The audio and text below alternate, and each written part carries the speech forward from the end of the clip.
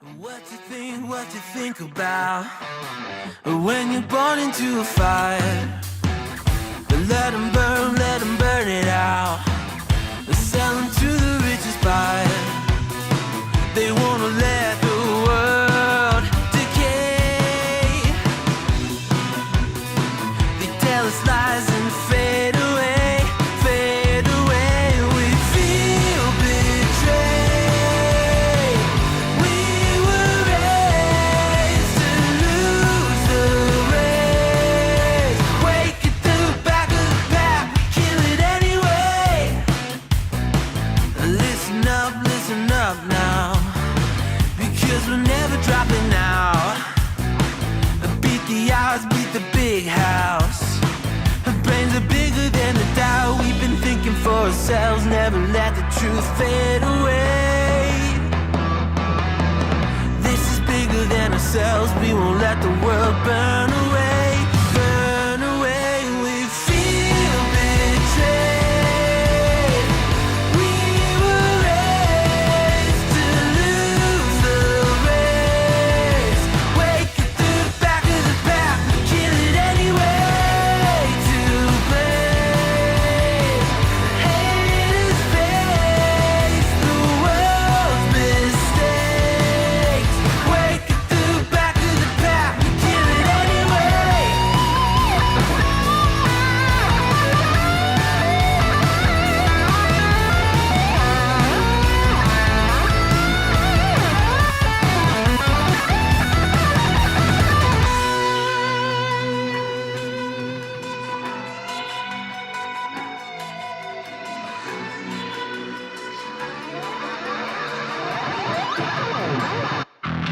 And we feel betrayed.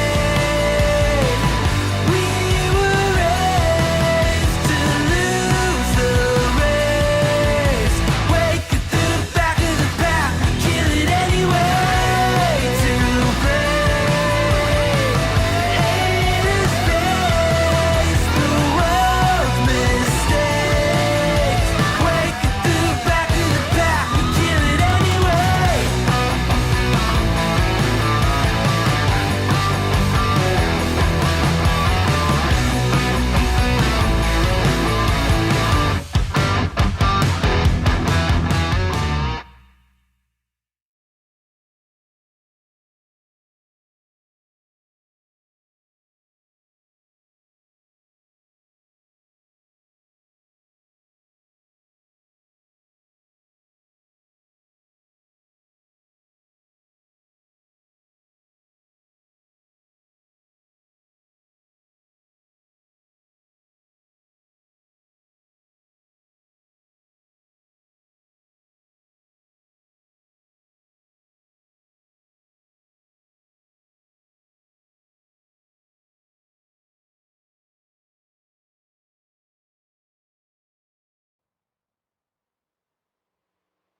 Hello, everybody. Welcome to Freaky Fast Broadcast, and thank you for joining us this Monday evening here with the Below the Double Yellow Xfinity Series for round number 3 at Pocono Raceway.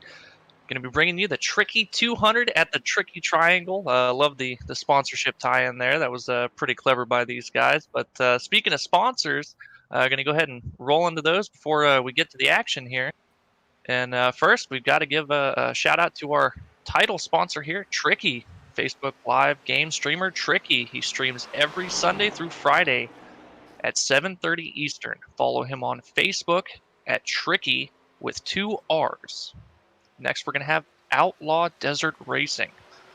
Outlaw Desert Racing is a 501c3 nonprofit located in the Southwest. Adrenaline therapy is a program being implemented where we place the military or first responder, active or veteran, in an off-road desert race vehicle as a navigator to give them an adrenaline rush and become a team member with a sense of purpose again. We take them out of their element and show them that there is more to life and there are people who care. If you would like to learn more, check them out on their website and social media pages. The website being www.outlawdesertracing.com, and find them on Facebook at Outlaw Desert Racing, Instagram and TikTok, Outlaw_Desert_Racing. And we also have Joe's Speed Team. Joe's Speed Team, proud partner for the Below the Double Yellow Racing League. And we've also got to give a shout out to our fine sponsor here at Freaky Fast, the ButtKicker. Every game deserves a truly immersive experience. The ButtKicker Gamer 2 lets you feel every detail from subtle footsteps to the rumble of a V10 powered race car, from ambient environmental effects to the power of a nearby explosion. By moving a physical mass instead of only air like a traditional speaker, the Gamer 2 provides an instant, accurate, powerful bass response, and it's all perfectly in sync with every game, no additional software required. So go check out the ButtKicker. And also do not forget to use our promo code FreakyFast20. FreakyFast20, remember 2 E's. And I am Brandon Cawley.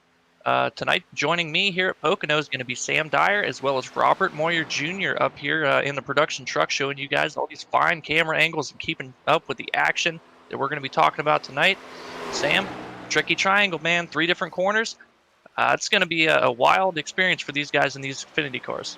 Yeah, it is going to be a fun one here tonight. 60 laps these drivers going to be running at the 2.5-mile course. And like I said, it's a triangle. 3 corners, very different from one another. And it's going to be a handful. We've been staying on board with the 44 of Safe Fares. And, for Safe, he has been doing great. 3rd place in points, but currently it's the Pelicans. Top 2 on top of the board. Qualifying underway. Still 3 minutes left. Still have a lot of drivers thinking about when and if they're going to be putting some times down. But I think for Safe, he's already put his 2 laps down. Currently, he's just, running some quick laps, finishing off qualifying and going to dump it into the inside wall. And that is a way that these drivers don't want their race to end.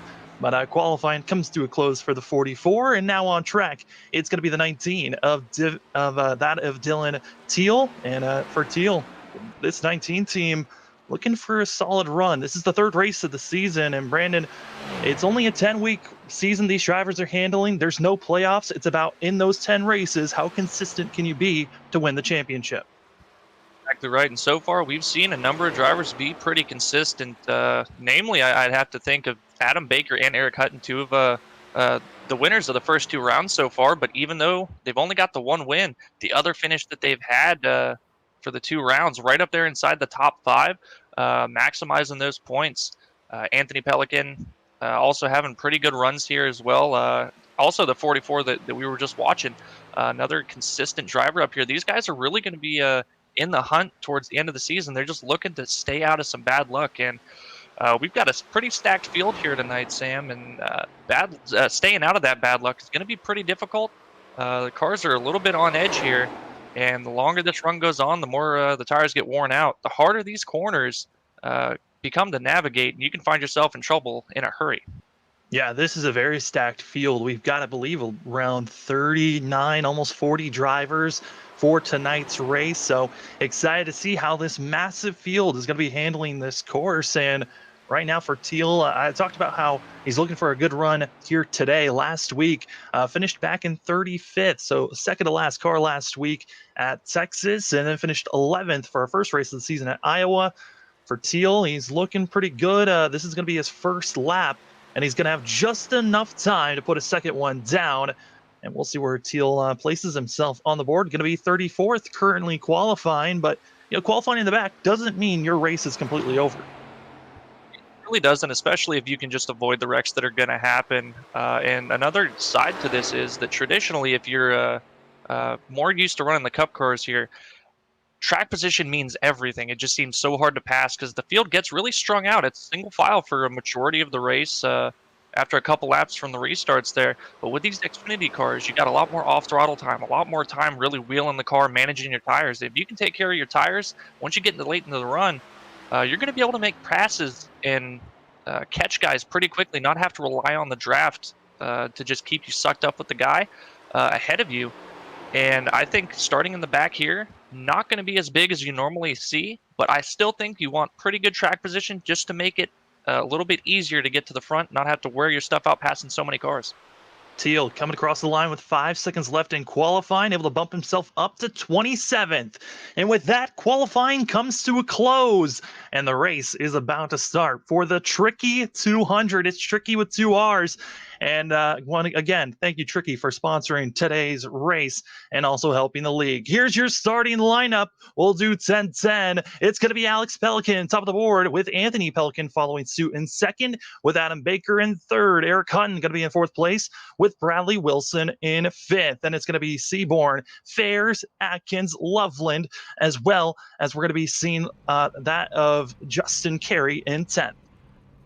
Starting 11th, Nick Gardner, Dennis Faircloth in 12th, Jordan Bruckle in 13th, Alan Dice 14th, Kyle McGarvey 15th, Nathaniel Ostrowski 16th, Lane Sulfridge 17th, Mark Beverly 18th, Dennis Steele 19th, and Timmy Emanuel rounding out the top 20. And in 21st, you got Nick Alves with Nick Starling going to be in 22nd with Wheeler, Sullivan, Houston, McGarvey of Kevin McGarvey there. Teal, who was able to move up to 27th. Then you've got that of Lyle Sulfridge, Brandon, that of Pearl. Summers is going to be in 30th. Joshua Abbey in 31st, Kyle Payne 32nd, Andrew Stacy 33rd, Robert Happy Gilmore in 34th, Francisco Cotugno in 35th, Jeremiah Vincent 36th, Jordan Shepler 37th, Zach Smith 38th, and Thomas Brendel in 39th. Almost a 40-car field here at Pocono Raceway, Sam. Yeah, we got a total of 35 drivers deciding to put a time down for Cisco in the 11. Going to be the last car putting a time down in 35th. Some of those drivers that didn't put times down, I got to say, Jeremiah Vincent, one of those drivers that really has been having consistent runs the longer we have green flag racing. I'm expecting to see that 9 really charge through the field if we stay green. I think that's going to be the biggest factor for these drivers if we can stay green, as drivers are now rolling off pit road, going to be getting lined up and gridded up.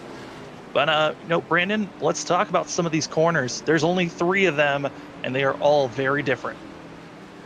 Very different indeed. The fun fact, Sam, that the 3 corners here at Pocono, based on different corners at 3 different racetracks around the country. You've got turn 1 based on Trenton Speedway in New Jersey, turn 2 based off of Indianapolis Motor Speedway, and turn 3 based off of the Milwaukee Mile. 3 completely different bankings here. Turn 1 extremely banked, turn 2 pretty flat, turn 3 extremely flat, and a very wide sweeping corner there. And very rarely are you going to see guys that are really good at all 3 corners. You got to kind of maximize your gains in the corners you feel comfortable with and minimize those losses for the one you just can't seem to get right.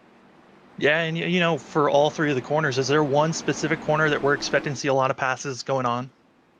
I would imagine the entry to turn 3 as well as turn 1. There seems to be just some bumps in turn 1, especially that if you enter just wrong, you're going to hit them, and it's going to make you have to wait to get back to the throttle there. Really upsets the balance of the race car. Turn 2, you can pass in if the guy is really willing to give it to you there with how these cars are handling out here for them tonight. I don't expect too much passing into turn 2 without a substantial difference on speed here. And you've got to be really good in turn 3 to maximize your straightaway speed here. That's where you're going to set up your passes for turn 1. Well, those are the spots we'll be looking at, but it's the Tricky 200, round number 3 for Below the Double Yellow Xfinity Series. We're underway with both Pelicans leading the charge, and it's going to be Anthony Pelican on the outside with the best launch, and we'll see how well can these drivers cycle through coming into turn number 1. Bears in 7th, already taking a 3 wide into turn 1 here, getting really tight on the inside. You got to see him hitting the bumps, a little bit of contact already with the 51 and the 44. Bears that is... Oh boy, gotta be careful. Putting a lot of drivers close into the outside wall. They're still 3 wide, and you do not want to be 3 wide going into turn number 2. Side by side, just maybe might work, but you gotta be careful, especially with the tires. They're not heated up just yet, but still sliding is gonna be that of the 44 Affairs and others, as they're somehow able to get through. And man, Adam Baker, another one of those drivers, and Seaborn still side by side through 3. I saw him coming out of turn 2, a couple guys getting into the wall. We're going to be seeing that all night here, as well as the exit of turn 3. You've got to try to carry so much speed that, unfortunately, sometimes the car's just not going to turn enough. You might get into the throttle a little bit too much, hit the wall. Going to try to avoid that as much as possible to save your fenders, keep your aerodynamic speed as best as you can, because this track is all about that straight line speed with these long straightaways. Also, another factor to watch out for are going to be the tires. Starting off today, the driver's going to have 4 sets of tires to work with. The one that they have on starting the race and 3 in pit road. We do have a stage kind of a break for these drivers, but early caution in the back. It's going to be wrecking. It's Francisco in the 11, and it's coming off of turn number 1. As we're going to take a look here on the Freaky Fast replay, and it just looks like the 11 getting loose all on his own, and early on the tire temps. I think that's something to watch out for, and just off of one of the loosest places to be. As you see there, the 11 in the middle coming off of turn number 1, just getting loose and spinning it around. Exactly right. It's really easy to do. Turn 1 is very deceptive. It's got a lot of banking. You think you can get back to the gas pretty soon and pretty hard, but the turn is so long. It's almost a full 180-degree corner there. When you're in the center of the corner, you're thinking, okay, I'm almost out of this thing, and start gassing it up, but you've still got a lot of wheel you have to have cranked into that thing to make the exit, and then you get back into it too early with all that wheel. As the baking falls away, tires lose grip, around you go. Also, Francisco hit one of those spots on the inside wall that's kind of just sticking out. That's a hard lick for the 11, and there are no fast repairs, so that is going to be a lot of time he's got to spend on pit road trying to get that type of repair done, and that was directly on the rear wheel, and that is going to take some time to get himself repaired, and also because he brought out the yellow, going to be hit with an EOL starting at the end of the line. The best news there, Sam, is that turn 2 is going to be the exit of turn 1 is going to be a pretty big trouble spot we're going to have to watch out for. But here at Pocono, the track is so wide that unless something happens in turn 2, you're really not going to see too many cars getting involved into it. A lot of room to race everywhere else on the track here. So luckily, only the single car incident here. Hopefully, Francisco can get that repaired pretty quickly. But the long pace laps here, you can afford to get some damage and get it fixed, and you still won't go a lap down if it's not too severe. Yeah, it takes it's about, I believe, a minute and 30 to almost a minute and 40 seconds to get around this course under pacing, so it takes a while to get by. Yeah, exactly like you said, they've got plenty of time to get repairs done and get back out there. We do have a couple of drivers coming to pit road. That's going to be Dallas Sullivan as well as Timmy Emanuel and a couple of others in the back half of the field. Understanding, let's get some fuel packed in. The drivers do race to the halfway marker, but they do have to make one pit stop between the start of the race and that halfway marker. That's exactly right. I'm not exactly sure what their fuel situation is, exactly how far they can go. But I'm pretty sure it's going to be somewhere close to 40 to 45 laps, a little bit longer than you can go at, say, Talladega or Daytona. So I think once the halfway stage comes up, they're definitely going to be good. If they come in now, try to save a little bit more. If we get a caution here in the next 10 laps, take a little bit more then. You may be able to come in and try something with 2 tires on the stage brake, or maybe just try to stay out and save a set of tires there and gain some track position for later. And I've got to say, I'm pretty happy with the, if I'm in the driver's seat, I'm pretty happy with the 3 sets of tires these guys are going to have. To me, that is more than enough to be able to make to the end without really having to worry about playing any kind of crazy games here. You can be pretty liberal with your strategy on coming in and just trying to see what you can do with fresher tires. Not going to see that quite yet, as we're only 2 laps green so far, but I'll look for that a little bit later on. Yeah, I mean, it's looking like maybe these drivers can go possibly 20 laps on fuel, so maybe about a little bit more than halfway. So, I mean, there's a chance that they could try to just save a set by not even pitting for tires on this round, I mean, in this first half, and then try to save a set maybe for an extra one during that second go-around. It's very possible, and getting the information, they have the 65% fuel load, really shakes it up a whole lot now, because now that 30-lap mark for the stage break is going to be coming into question, and this is a good play by these guys in the back coming in and topping off now, trying to save a little bit under caution here, because if you can manage to stay out when guys might have to pit during this sequence before the end of the stage, going to gain a lot of track position here, and I think you might be able to get away with not taking a set of tires when some other guys do. You're going to lose positions for sure, but things even out in the off-throttle time here. It's a lot better on you on old tires as opposed to, say, like the Cup car if guys have fresh tires, where you can almost go full throttle in a lot of the corners. Yeah, I mean, we had drivers from 30th back to 39th. Those were the drivers that decided to come in pit road, top off, and get a little bit of service. Also, Francisco able to get some repairs done and back out there running. So all 39 drivers still on the lead lap, but from 36 down to 39th, that's Dallas Sullivan, Joshua Abbey, as well as Jordan Scheffler, and also Timmy Emmanuel, all coming in to top off once again before we get going to go green. So making sure they are fully topped off as we're going to be going this time by. Already not even 10 laps in, guys. Playing that fuel strategy game, trying something different here. Have to see how well that shakes out for them. But I absolutely like the play. It's definitely something I've done before, and it has paid off quite a bit. Track position going to be pretty important here. Not as important as the other cars that we'll see around here, but like I said, you still don't want to have to pass the entire field if you can help it. Yeah, I think they're kind of expecting, if this race goes all the way, I mean, green to the halfway marker when we have that halfway caution, gives them a chance to possibly gain some more positions by staying out a little bit longer. Pace car is off. Anthony Pelican gets us going.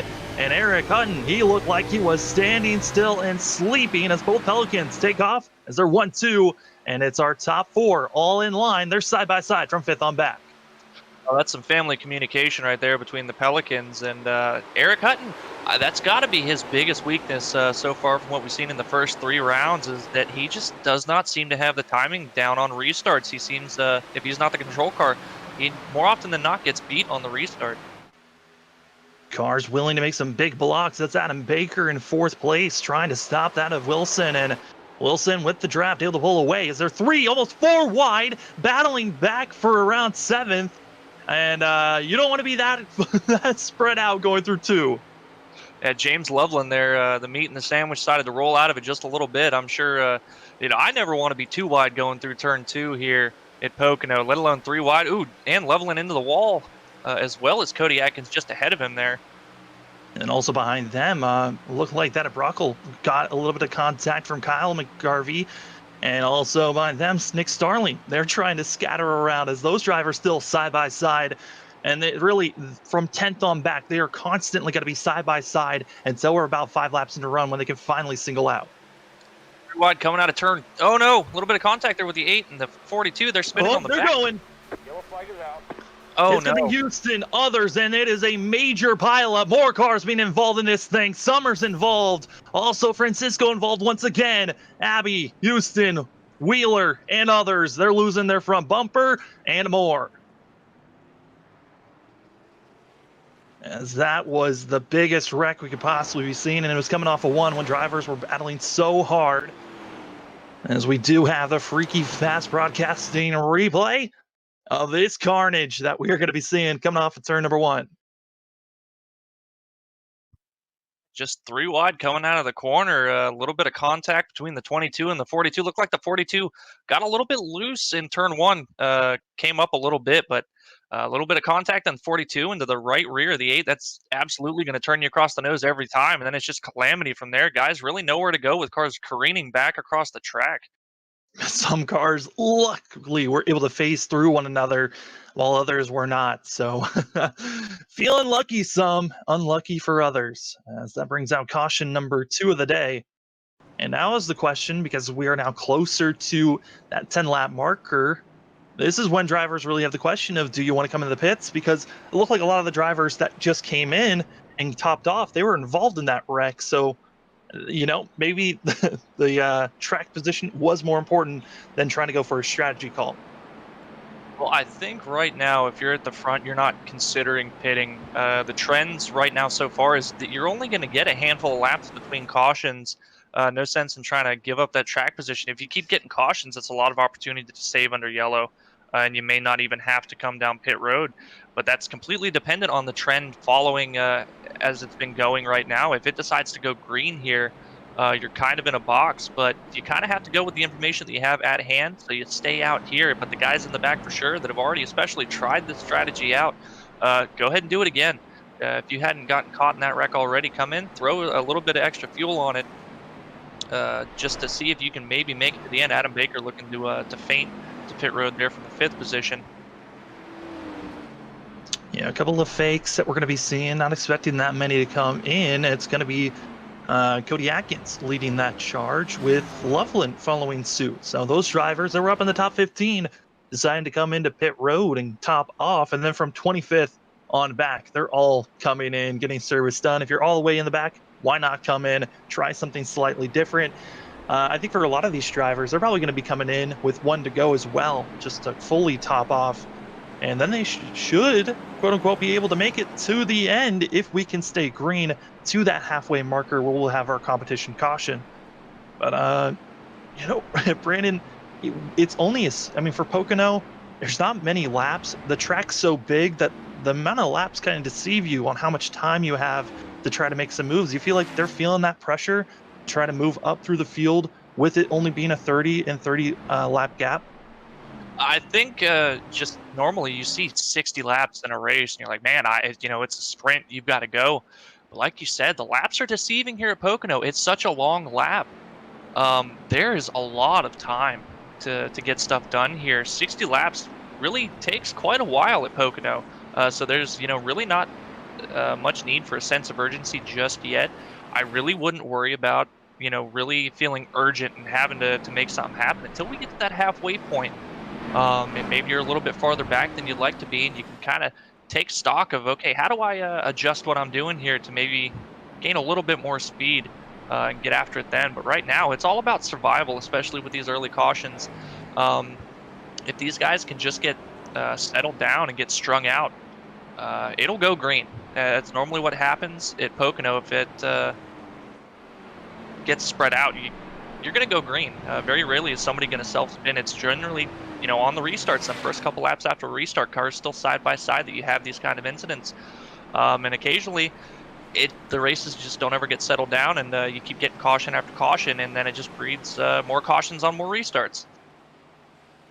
Looking at some of the drivers still in pit road trying to get service done, and it looks like that of Schepler as well as Houston and Summers still trying to get their service done. Everyone else that was heavily damaged. They came in, got about a minute or so more of damage repaired, and got back out on track. So we'll see who's going to be left running and who feels the most secure. Our top 5, it's going to be Anthony Pelican, Alex Pelican, as well as Bradley Wilson with Eric Hutton, and that of that of Seaborn in 5th, Baker in 6th, Fairs in 7th, Faircroft in 8th, with Gardner and Carey in 10th place.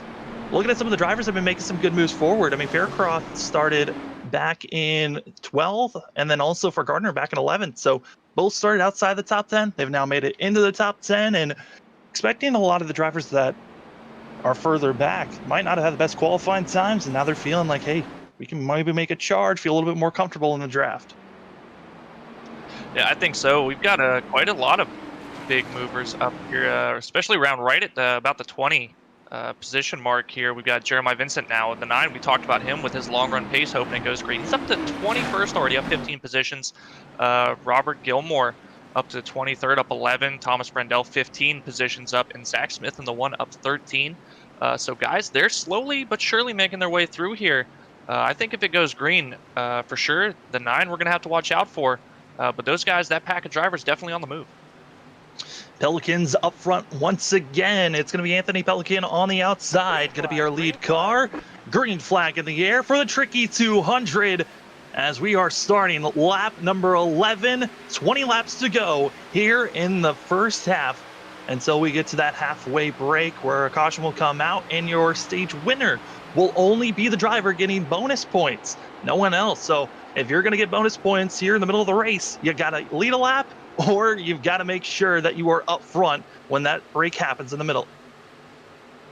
Now back here, Safe Fairs, 7th place, under fire from Brian Seaborn. Now got a really good run out of turn 1. They're going to be side by side into turn 2 here. Fairs really getting out of the throttle pretty early, and look at the run, and he's able to generate because of that. Yeah, and they're battling so hard up front, and then also back in around 20th place. They were 3 wide going through turn number 2, somehow able to survive. with Sulfridge and Gilmore. They're all scattered behind. These are some of the drivers that are damaged and also took some repairs. They're able to move forward, and some of them look pretty quick. We talked about the 9. He's been making a great charge for himself, currently in 22nd side by side. And got to give credit to that of Jeremiah Vincent. I still cannot believe that he did not qualify with how quick he's been the last couple of weeks. Well, it gives you a little bit of a benefit because the dirty air here, it changes the handling so much that you're going to have a lot more experience than the guys at the front, especially if you feel confident in your speed. You're going to have a lot more experience passing guys, dealing with that dirty air, and maybe a car that's a little bit slower than you in front of you that you're trying to make that pass on. Just figuring out how to navigate it. And like we said, it's a long race, so you can take the time to really learn that. But it's a risk versus reward because we've seen some substantial cautions here, guys with a lot of damage. You're going to learn a lot, but if you get taken out, you're not going to be able to put that knowledge to good use. Fast for the lead is that of Alex Pelican, able to get by Anthony Pelican, and Pelican's easily giving that swap around, understanding, hey, you feeling a little bit faster? Why don't you take the lead and try to carry us forward? Also got to look at third place, Sam. Bradley Wilson had a pretty bad race at Texas, just unfortunate luck for that 51. Looking to rebound now up to the third position here at Pocono, but Eric Hutton seeming to come alive here, looking to make that pass now to drop the 51 back to fourth. Yeah, I mean, Wilson, he's currently 15th in points, and he had a really good Iowa, finished in 6th. Texas finished back at 31st, and currently being hunted down. Has to be careful. He's got Baker and others willing to pass the 51 right now. Maybe a calculated thing for the 51. Looking at the difference on speed between himself, the 88 and the 48, I think maybe he's just being a little bit more conservative than these guys are. They're looking to get to the front here, seeing the leaders, the Pelicans just kind of pull away and trying to get after where the 51 says, you know what, it looks like we may get a green flag run. Go ahead, burn your stuff up. I'll see you in a little bit. Yeah, and that's also something we're seeing for the Pelicans with the swap of Anthony and Alex. You're now having Anthony being the one that's getting the draft. He's able to save fuel while Alex is being the front car, not saving anything, just going along. And with how long these stretches are, these straightaways are, it's a factor to watch out for, especially fuel. Trying to save it, sometimes being the fastest car, doesn't mean you have the best fuel mileage. It really doesn't. Gives you a lot of time to kind of roll out of the throttle, not really give up as much speed here. But also, if they can stretch out a distance and kind of swap the lead back and forth, it'll give them both a pretty good opportunity to cool down the tires. You're going to be burning the tires up a little bit more as that trailing car, just because of the dirty air, going to be a little bit harder to make the nose rotate. And imagine if you can run about 5 laps and then switch off without losing too much time, you should be in a pretty good position. Some drivers that are side-by-side battling. Teal as well.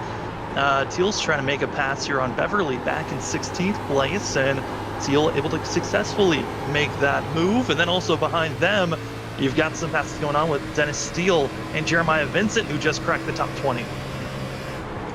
Dylan Teal up 11 spots, saw him qualifying 27th, but Jeremiah Vincent looking to make some move here on the 28 of Dennis Steele. Dennis Steele, a really high line through turn 2. Jeremiah getting a pretty good run now, looking to make that pass into 3. So up 18 positions now for that 9, slowly continuing his charge. And they continue to battle side by side, and then also behind them, got yourself with Kevin McGarvey and Timmy Emmanuel. Emmanuel, part of the same strategy that Vincent's on, of pitting, getting some fuel, and making sure they're good to make it to the end of this halfway race. And another benefit to their strategy, Sam, is the 65% fuel load. It's going to make the car a lot tighter. You're not going to have the weight on the rear end there. So even coming in and taking a little bit of extra fuel, it's going to help the handling of your car just be a little bit more free compared to what everybody else was running that has not come into pit that's going to have that lighter fuel load. So it can help you quite a bit, especially if you're just feeling like the setup overall is a little bit too tight for you. If you can keep more fuel in it, you'll be able to rotate a lot better than everybody else. Great battling for currently 4th place. You got 3 drivers hounding that of Wilson. It's Baker and Fair's team V-Speed. They continue. They are just so aggressive. Fair's willing to put that 44 wherever he wants. The 48 willing to block any way he has to. And Wilson, he's stuck in the middle, not sure where to go, and it's now bringing in that of Fairborn. Seaborn, excuse me. You'll see that quite a bit on these long straightaways. Trying to make the passes on the straightaways. If you've got a car that's got a pretty good draft that you're trying to make a pass on, pulling out, if you do not get a really good run out of the corner, they're just going to be able to pull away once you get into the clean air. But you see the teammates there pulling out a line to help each other with the draft, and now Fair is going to be able to go to the inside into turn 2 to make the pass on the 51. Now starting to see Wilson. Seaborn is now bringing Gardner into the mix, and this battle for 4th place, they're just on top of one another. And now we're starting to see drivers really space out from one another. I mean, Eric Hutton in 3rd place, he's kind of in his own time zone with no one really catching him from behind, and he's about a second and a half of the drivers in front of him of the Pelicans as they continue to pull away. We've had a couple of cautions, Brandon, and now I'm wondering, were those cautions enough to save possibly enough fuel for these drivers to make it to the end of lap 30? I'm not quite so sure. These guys that have not come into pit just yet, if they're not trying to save anything up here, especially these guys at the front that are charging pretty hard, pulling out a pretty good gap on each other, I think they may just be a little bit short. I'd have to wonder how much they were trying to save under those cautions, but everybody else that came in top off under these 2 cautions that we had at the start of this race, I'm feeling pretty good, especially if they were also trying to save, sticking it in 4th gear, clutching it as much as they could under the caution. They may be able to stretch it just enough. Drivers all over the place having good runs for themselves.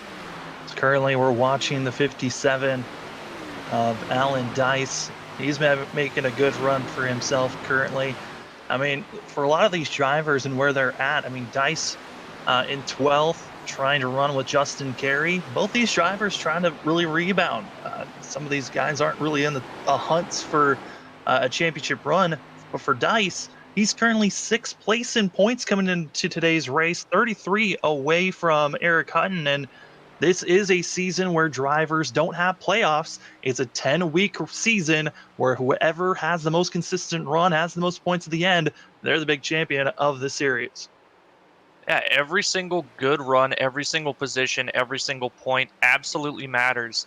Every time that there is a guy that wins a stage and gets bonus points, every time there's somebody different that leads a lap, it is all championship implications right there. And these guys, they are battling hard, looking at about the 10th position. Holy cow. Yeah, willing to slice and dice any way they have to.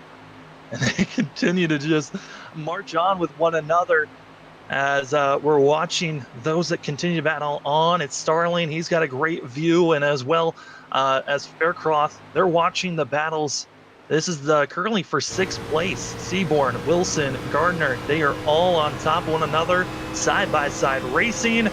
And it's going to be Gardner trying to go on the inside, trying to make this pass through 2. Like Bradley Wilson just trying to hold on, been falling back quickly, about got into the wall a couple laps ago. Now back to the 8th position here is Gardner able to make that pass. But I think this group here might be slowly starting to reel in the guys ahead of him. I think Seaborn has got some pretty good pace here and just kind of pulling these guys along. I mean, Seaborn, he seems to be trying to keep himself pretty patient at the moment. And also for Gardner, he's just been following the 76. Might be feeling like, hey, I've saved my tires enough. It's time to go. As we still have 10 more laps to go here in the first half of this race. At lap 30, caution flag will wave. Whoever's leading on lap 30, they get a bonus point. And that goes to your championship. Other bonus points the drivers are able to get. Getting the pole position, that's another bonus point that these drivers could be getting for themselves. And then, you look at some other bonus points, a lap led, most laps, and then also getting the win, you get bonus points. So every point matters if you're going for a championship run. You can't stress that enough with such a short season, and especially no playoff reset that we're accustomed to seeing now with so many different leagues. It just really rewards consistency, and so far we've seen a few drivers be pretty consistent, and then other drivers have shown flashes of brilliance and then just strokes of bad luck. You got to put it all together. Skill and luck equals out to a whole, and that's what's going to get you the championship here. Just a little bit of a lucky break that maybe you just missed an incident and gain a couple more positions at the end of a race. That one or two extra positions could be the difference between first and second in the championship at the end of the season. Yeah, we're watching currently right now the battling of around 25th position of Loveland, Brendel, as well as Sulfridge. They're all on top of one another, as well as watching the one of Zach Smith. And for these drivers and where they're battling, as oh no, contact going to be made. And oh boy, that was Thomas Brendel hard into the inside wall. No caution flag waves for the 34. That is not where you want to be having some contact. I think Dennis Steele, there was a car that got into the wall, locked up the brakes, and caused a lot of smoke. I think Dennis thought that there was a car up against the wall, tried to make a move to avoid that car, and just right into the side of the 34. Bad break for Brendel there, but no caution here. And I am also getting word that there are some drivers coming into pit. I believe it was the 80 of Dennis and State Fair's in pit road this time. Both coming in, and both of them were running up front. So the question mark of if you could stretch it, if you stayed out, that's showing me that they cannot do it. Expecting a lot more drivers, communication being made of who's going to be coming into the pits. And now it's the question: do you pit early and try to build, undercutting everyone else that's pitting? And for those that pitted earlier with those early cautions, I mean, I'm looking at Zach Smith and as well as Timmy Emanuel. They were one of the last drivers to pit. I'm concerned for Jeremiah Vincent. Did he pit a little bit too early to make it to the end as more drivers piling into pit road? Well, you're concerned with the 9 of Jeremiah Vincent. I am now concerned with the 51 of Bradley Wilson. He looped it coming onto pit road there. So he's going to lose a lot of time here under this sequence of green flag pit stops. It's hopefully not a speeding penalty, but anything that's going to slow you down on green flag pit stops, absolutely disastrous here. And he even overshoots his ball, kind of adding to the problem here. And just, you don't want those to keep on piling up on one another. We're now still waiting for possibly 25 drivers coming to the pits, but we've seen those that came in trying to make sure they had just enough fuel to make it. And so far right now, the Pelicans, they continue to stay out. Looking at some of the other drivers, as we got a long train of drivers coming in, led by Nick Starling.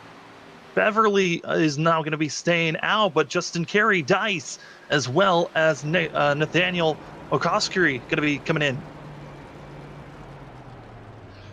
Some of these guys at the front, Sam, they've got a decent enough gap on the rest of the field that if, especially, say the Pelicans decide to stay out, Adam Baker, Eric Hutton decide to come in, they've got such a gap that they can both afford to, one, swap the draft back and forth, but also clutch it a ton and give up time if they feel they're only a lap or two short, just to be able to make it to the end of the stage here and then come down and top off.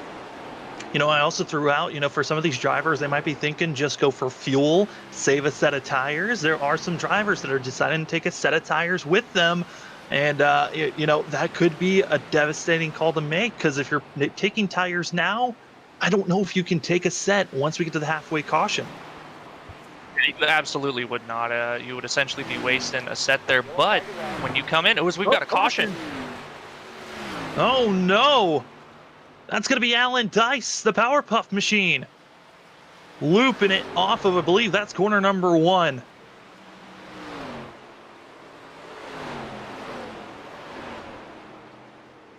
As we're going to be having it, and it was off of turn number 1.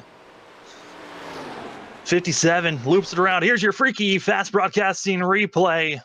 You're just going to see it, just the same spot we've been seeing all race long. It's loose. And it's just going to slide around here right after getting by.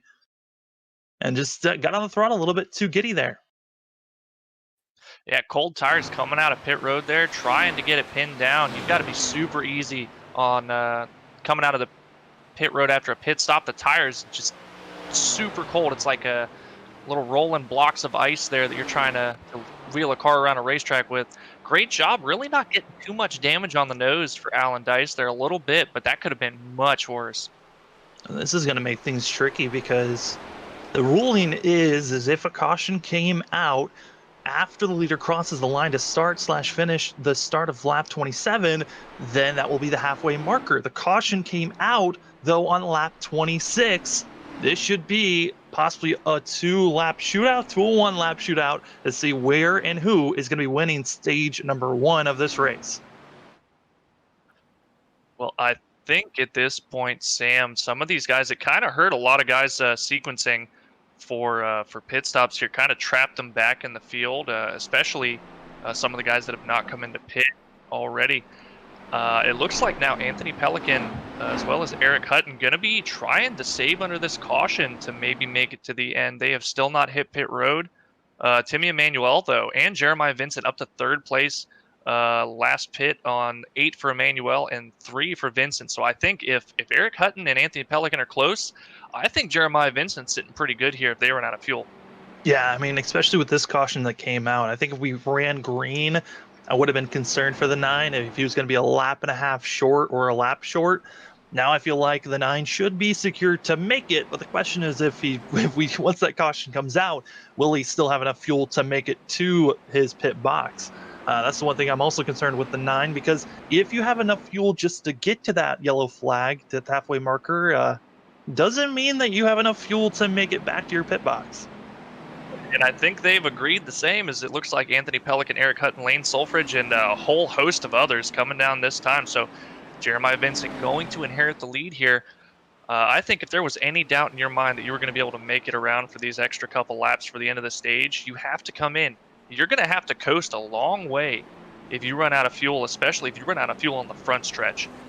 You may not even be able to make it back around to pit road half to toe. If you go laps down here, you're going to have a really long race, and you may try to go for a stage win here to get some bonus points. You may give up a whole lot more than you're really going to gain. Yeah, I mean, this is huge for Safe Fares, and the 44 currently going to be in a 6th position. And for Fares, he's now going to have some of the freshest tires compared to the 5 drivers that have stayed out. And also, I mean, he's got 5 laps on these on this set, possibly about 3 laps of green flag racing, and then the drivers behind him only have about 1 to 2 laps of green flag racing on those tires.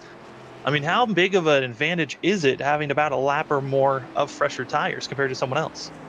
It really depends on how much you've abused them. I don't think it's going to be too big of an advantage for just a lap compared to what we've seen for the top 5, the discrepancy on tires versus everybody from 6th on back. That is going to be a much bigger advantage that they're going to have to try to navigate.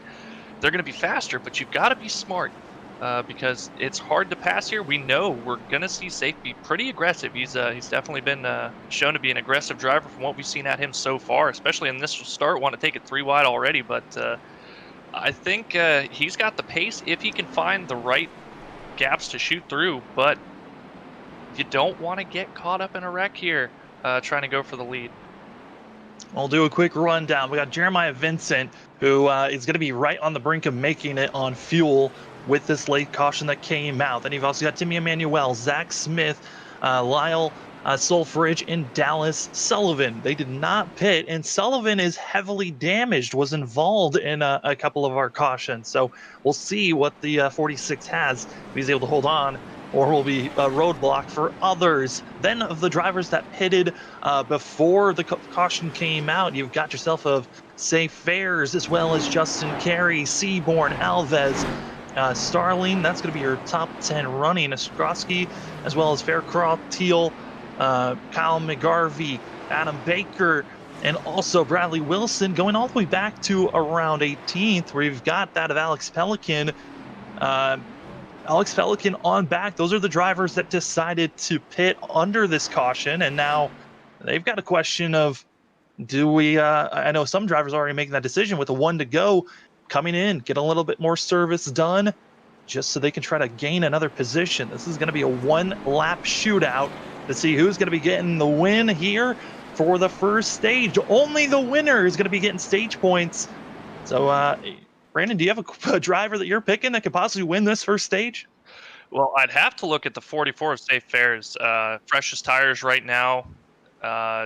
he's definitely got the pace been running up at the front. But Jeremiah Vincent sitting in pretty good track position. The one thing I've got to say about Vincent, either he has severely underestimated how much fuel he has, or he feels extremely confident because he's not been in fourth gear for this last lap, and he's definitely not clutching it trying to save anything. Yeah, they're also going to be on much older tires. Drivers that have fresh rubber, that's going to be back in 8th place. Seaborn, he's the first driver with 4 fresh ones. Pace car pulls off, green flag waves, and Justin Carey already going to the inside of the 40, the 46, trying to make a move. As Jeremiah Vincent, his goal, get as big of a lead as possible. It's going to work out for him right now is the 44 getting bogged down here in the traffic. Going to have to give up a little bit of time, but looking to go 3 wide now. Oh no, they're spinning. It's going to be the 66 of Starling and others as it is a pile up through turn 1. Jeremiah Vincent wins stage number 1, gets that bonus point, but there is a string of cars involved in this one. Oh my goodness, I think Starling might have been the first car to get absolutely spun around. And he had nowhere to go for a lot of these drivers. Here's your Freaky Fast Broadcasting Carnage replay. And man, just everyone getting kind of stacked up. The 80's going to get in the 99. And they just nowhere to go. I mean, just the accordion effect of drivers being stuck and nowhere to go for a lot of them. Accordion effect, absolutely right. Looked like the 21 of Justin Carey trying to hold off on his entry speed there, 99, and Nick Starling a little bit more eager to get something going here and had to check up. A little bit of contact between himself and Justin Carey as well, but then Faircloth comes in, just not able to check up, and around goes the 99, and then carnage ensues. Well, I think with this caution coming out, I think Jeremiah Vincent, he's no longer afraid of fuel for a lot of these drivers, expecting most of the field to come in, get their fuel, get 4 tires, and get back out there, because most of the drivers that have already pitted, they've only taken fuel. I think Seaborn will be the first of those that have taken tires. Might actually be, so we're going to be seeing the 76 come in, take fuel, and should be our leader. If I'm guessing this properly, unless he decides to be a little bit more crazy in my eyes and go for tires on this pit stop. Well, I think we're absolutely going to be seeing the top 6 take tires this time. But I would honestly come in, Sam, even if you pit under the last caution, come in and top off. Everybody gets reset here. I don't see much reason not, and especially guys that are going to be taking tires. If you're only taking a slight splash of fuel, you're still going to come out with pretty good track position here. But looks like Ferris, Seaborn, Baker, Beverly, and Gilmore, as well as Hutton, Loveland, Stacy, Pearl, and Francisco in the 11 not coming in. So top 10 going to be staying out for this stage caution. Yeah, I think a lot of the drivers that are staying out and not coming in, they're understanding, hey, we still need to do one more pit stop. The cautions have been coming out every about 5 to 10 laps, which is going to put us in the window to make it on fuel and tires. So let's stay out for now. We've already got most of these guys already took a set of tires. For Fairs, I think he might have taken 2 tires at most, but the 44, I do not believe that he has taken 4 sets of tires yet. Everyone else, they're now, waiting on when the next caution's going to come out and if we can stay green. Well, I think the sense of urgency for that, trying to get as much position for that stage, see if you can sneak away a stage win there, it's going to be gone. These guys should be a lot more settled down for this restart here, I would hope. We still got another, now 28 laps that we have to navigate Pocono. Go back to the green flag runs. Everybody got settled down after the bit of anxiety over the initial start. Everybody settled down. So if they can get going here, get it all stretched out, get your rhythm back, and figure out what you got. Like we said, we still have that one pit stop they're going to have to make. Figure out a strategy for when you're going to want to make that pit stop, because the undercut can be pretty effective here at Pocono. Times fall off pretty big, and being able to jump somebody on pit road under green flag pit stops, it takes quite a while for somebody to make up that gap. Yeah, it's going to take a lot for these drivers, especially to make these types of moves. And we're actually going to be moving. We're going to see if we can get our stage winner, Jeremiah Vincent, up in the booth for an interview here. as drivers going to have the one to go. We'll have a couple of questions here for Jeremiah. Jeremiah, it's Sam up at the booth. You got us? Yeah. You won stage one. I mean, you took a risky call there, staying out with a one-lap shootout. How are you feeling now? Got fresh rubber out there on track. Feeling pretty good. I was kind of surprised myself. Things were looking even better before that caution. I had everybody by 2 laps with saving and dipping down at pit road on one of the cautions. But yeah, the car's actually feeling pretty good. Hopefully, get some more green laps in. Yeah, I mean, if this race does go green, do you guys already have a strategy on your team on how you're going to be saving fuel and when to come in? Yeah. All right. Well, good luck, Jeremiah. We'll see if that strategy works out as you guys are about to go green. Thank you. As Jeremiah now going back to his way. Brandon, we're about to go green here. Less laps than what we were having for that first half of this race. It's going to get exciting here. But well, now that we have Safe leading the field here, going to see how well he can hold up in the front, if that clean air is going to be really beneficial to him. But also Adam Baker sitting just behind him in 3rd place, and Eric Hutton back in the 6th position, excuse me. See if he can navigate this restart and try to follow suit. Our top 10, they're going to be trying their best. They're on a slightly older tires. The driver back in 11th. It's going to be Gardner and also Timmy Emmanuel back in 9th. They're going to be trying to make their charges, but green flag in the air. Fair, Seaborn, they are off into turn number 1, already single file. As Baker doing the best that he can, and right on the quarter panel of the 76. Yeah, that was a bit of a cluster on the restart there. Some guys just not having the speed up at the front with some damage there, not quite going. Really checked out the inside line, allowed our leaders to really pull away and get a pretty good gap on the first car with fresh tires, being Jeremiah Vincent now up to the 10th position. Yeah, I mean, that is massive to try to get some type of gap, especially over the drivers. But they are 3-4 wide, back in 15th position. Kyle McGarvey, and then behind them, you got the 70 of Lyle Solfridge. They are just making as many moves as possible up front. And for a lot of these drivers, they have some damage. We've seen those hitting the outside wall, going through out of turn 2 and off of turn 1. Not surprised that some of these drivers are a little bit off pace from what they were earlier on. Yeah, it's just really trying to get back into your rhythm. With the 3 different sets of corners, you've really got to figure out a nice rhythm for navigating all of them to get the most out of the car. And the caution laps and having to race up against, door to door with somebody where you're not able to use the full amount of track that you would like, that you're used to. It takes a little while to get back into that here, and you see guys starting to single file out still, guys wanting to really get after it and take advantage of guys being a little bit off the pace here, which is really what you'd expect for restarts. It's going to be the easiest time to make up your positions, and some guys a little bit more aggressive than others.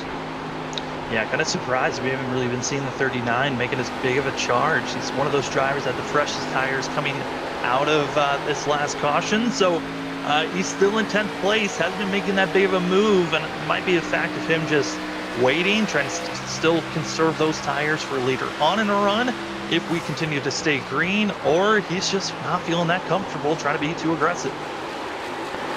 I think right now it's a pretty smart call to go ahead and be, oh no, hard into the wall. It's going to be Loveland and others, and they continue to pile up coming out of turn number 1, and it is another parking lot as they're scattering around. There's a couple of drivers with blown up engines, and you hate to see that type of carnage coming out as Loveland completely out of this race and trying to figure out who else was involved. Nick Alves's motor is completely blown. Man, that was a hard lick for a lot of drivers. And also Alex Pelican and Anthony Pelican, they were back there around the damage. Yeah, I think they ended up a lap down. Sam took the wave around for that stage caution there and getting caught up. Really, the 2 fastest cars, it seemed, to this point in the race, caught up just back in the field. That is the risk you take, getting put back there. Re-looking at it, I think they had enough time to slow down and not be involved. But man, that is a scary situation, being back there and seeing the carnage in front of you. Yeah, at that point, you've just got to stand on the brakes and hope that there isn't anybody going to come sliding across the track where you can't see them, and you can just get woed up in time. A lot of drivers caught up in this one. Our second DNF of the day, as Jordan Scheffler was that 22 laps ago, and now James Loveland going to be the second car involved with heavy damage and parking it for the day. Well, with this caution coming out, and when it starts, this is actually going to put drivers within the window. So expecting a lot of drivers to top off this time around, and this could possibly be your final pit stop if you, set this strategy up. Yeah, if you're within the window to make it on fuel, I expect to see absolutely everybody coming down pit road this time, just to top it off, pack as much in as you can, and I think especially if you're maybe Fairs to I think he took right sides once, maybe slap those lefts on there, that extra set of lefts you got, and see if you can hold off a little bit. You're going to lose a little bit of track position because, guys, I don't imagine anybody's going to be taking 4 tires here. Just some fuel. So have to see what the different strategies are going to be. Drivers coming into pit lane, getting service done, led by Ferris and the whole entire field, recognizing this is very important to have the best, start that they can for themselves. But man, looking at some of the drivers that are heavily damaged, we can add that of Jacob Houston to another driver DNFing officially out of the race. That last hit, I mean, none of these drivers have fast repairs, so these last couple of accidents, massive, and ending a lot of drivers' days. Yeah, unfortunate for Gilmore there, being the initial cause of that, just getting loose out of turn 1, having a really good run inside the top 10, and just losing the back end. So unlucky break for Gilmore, as well as Wilson. Just continues to go from bad to worse there. Had a lot of speed. Looking to have a nice run after the abysmal race that he had at Texas with his 31st place finish, and now looks like going to have to try to get this thing fixed. Currently sitting 23rd, so a little bit better than Texas, but definitely not ideal, Sam. Yeah, not ideal at all. And looking at it, some drivers taking 4 tires, some taking 2, and those just topping off. Can't wait to see how this race is going to conclude. We're going to take a quick commercial break. When we come back, it's going to be coming up to less than 20 laps to go in this thing. Excited to see how this race is going to conclude, but we'll be right back in just a few moments.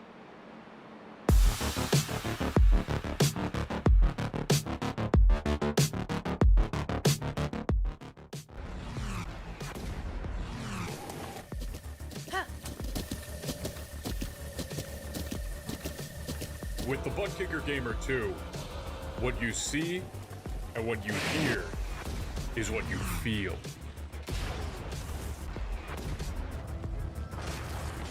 ButtKicker, the future is feeling.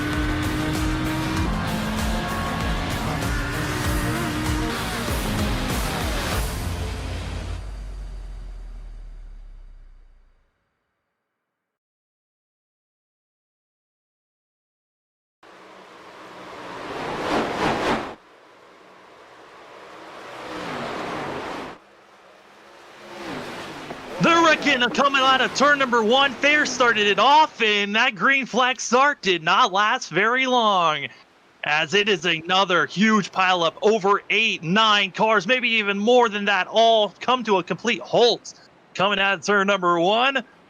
Well, Bryn had a great commercial break, and we're back to caution. I tell you, looking at that, I think Fair's just saw the leaders just running a little bit wide going through turn 1 there. Tried to really get a good run on the center of the corner. Tried to get the power down so low and almost had it saved, and then just not quite enough. Well, Fair's also was the first car that had the freshest tires. So he had the colder tires he had to try to warm up, and it just did not work out. As here's your Freaky Fast broadcast replay. You see from the 11th point of view, he was already seeing the wreck, and just drivers did not have the time to react as they all come down to the inside. There's so many drivers locked up there. They all had just come to a stop. You see in the back that green and black machine. That's Pelican involved in the 12. Just look at it now. Since the recent update, iRacing has really updated the smoke dynamics here. It's just so thick compared to what it used to be. It really is completely emulative of what real life is like trying to drive up to a wreck there. You just can't see anything, and you guys just pile in, not realizing where these cars are that are wrecking. I mean, man, that was a hard lick for a lot of these drivers, and oh man. I mean, especially with the smoke now. I mean, with the fact that drivers just can't see, sometimes you got drivers that are always going to slow down whenever they see smoke, unsure if a driver's on track or not. And then you got other drivers that are just trusting their gut and being like, hey, I'm going to send it through this smoke and hopefully there's a path. And there were some drivers that certainly did just send it through. Well, for those few drivers that try to trust their gut, I hate to tell you, but you ain't in Days of Thunder, and you're not Cold Trickle. A lot of times, there's going to be a car where you're trying to go through. You can't just drive through the smoke. A lot of cases, best chance you got, just slow down and don't even drive into the smoke. Let the smoke clear. Get your position back as everybody's rolling under caution here. Save yourself a lot of damage and get a lot of better finishing positions doing that. Well, another caution comes out. We're now less than 20 laps into this race, and that kind of sense of urgency, it's building up more because we talked about it, 60 laps, not a lot lap-wise for these drivers to make moves. The track's big, but when you just see the number trickling down ever so slightly, the sense of urgency builds up and a little bit of anxiety for those that are from 25th on back on can I even get up front with some of the damage that I just grabbed. And unfortunately, that's going to cause a lot more problems. Like we talked about before, these restarts, that's your best opportunity to make passes happen. The closer we get to the end here, the more restarts we have, the more aggressive guys are going to be trying to take advantage of the restarts to gain those positions, going to cause more cautions. And it's a vicious cycle that seems to happen at the end of the race. Really, anytime you get a late race caution, you're almost guaranteed to get one or more. Yeah, and I think we're expecting to see our Freaky Fast broadcast replay to be popping up a lot more, even with the short amount of laps that we're going to be having, and possibly overtime could be utilized. I do want to give a huge thanks to all those that are watching on YouTube and Facebook. If you're watching on YouTube, go check out the Freaky Fast Broadcasting Facebook page. Give us a like, and also on the YouTube and Facebook, just give the stream a like. It's been great racing action, and we cannot wait to see how this thing's gonna finish. And Brandon, there's still more racing action to be seen throughout the week. There's tons of racing on Freaky Fast Broadcasting, and you've got cup cars, trucks. It's always an exciting night whenever Freaky Fast Broadcasting's live. That's absolutely right. Starting out our week here with the Below the Double Yellow Xfinity Series, and Tuesdays we got a doubleheader, ARCA and Cup cars. Then Wednesdays we've got trucks running. Saturdays more Cup cars, and then even Sunday mornings we've got stuff that we're covering. So really the only 2 days you're not going to find us live is going to be Thursday and Friday, just taking a nice little break to recuperate. It's our weekend midweek here.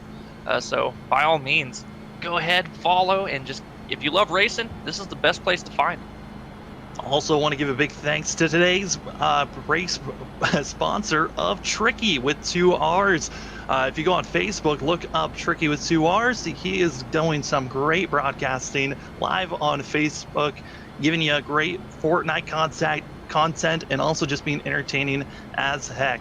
Look up Tricky on Facebook. Remember, that's Tricky with 2 R's, as he is just putting on a show whenever you're not watching Freaky Fast Broadcasting.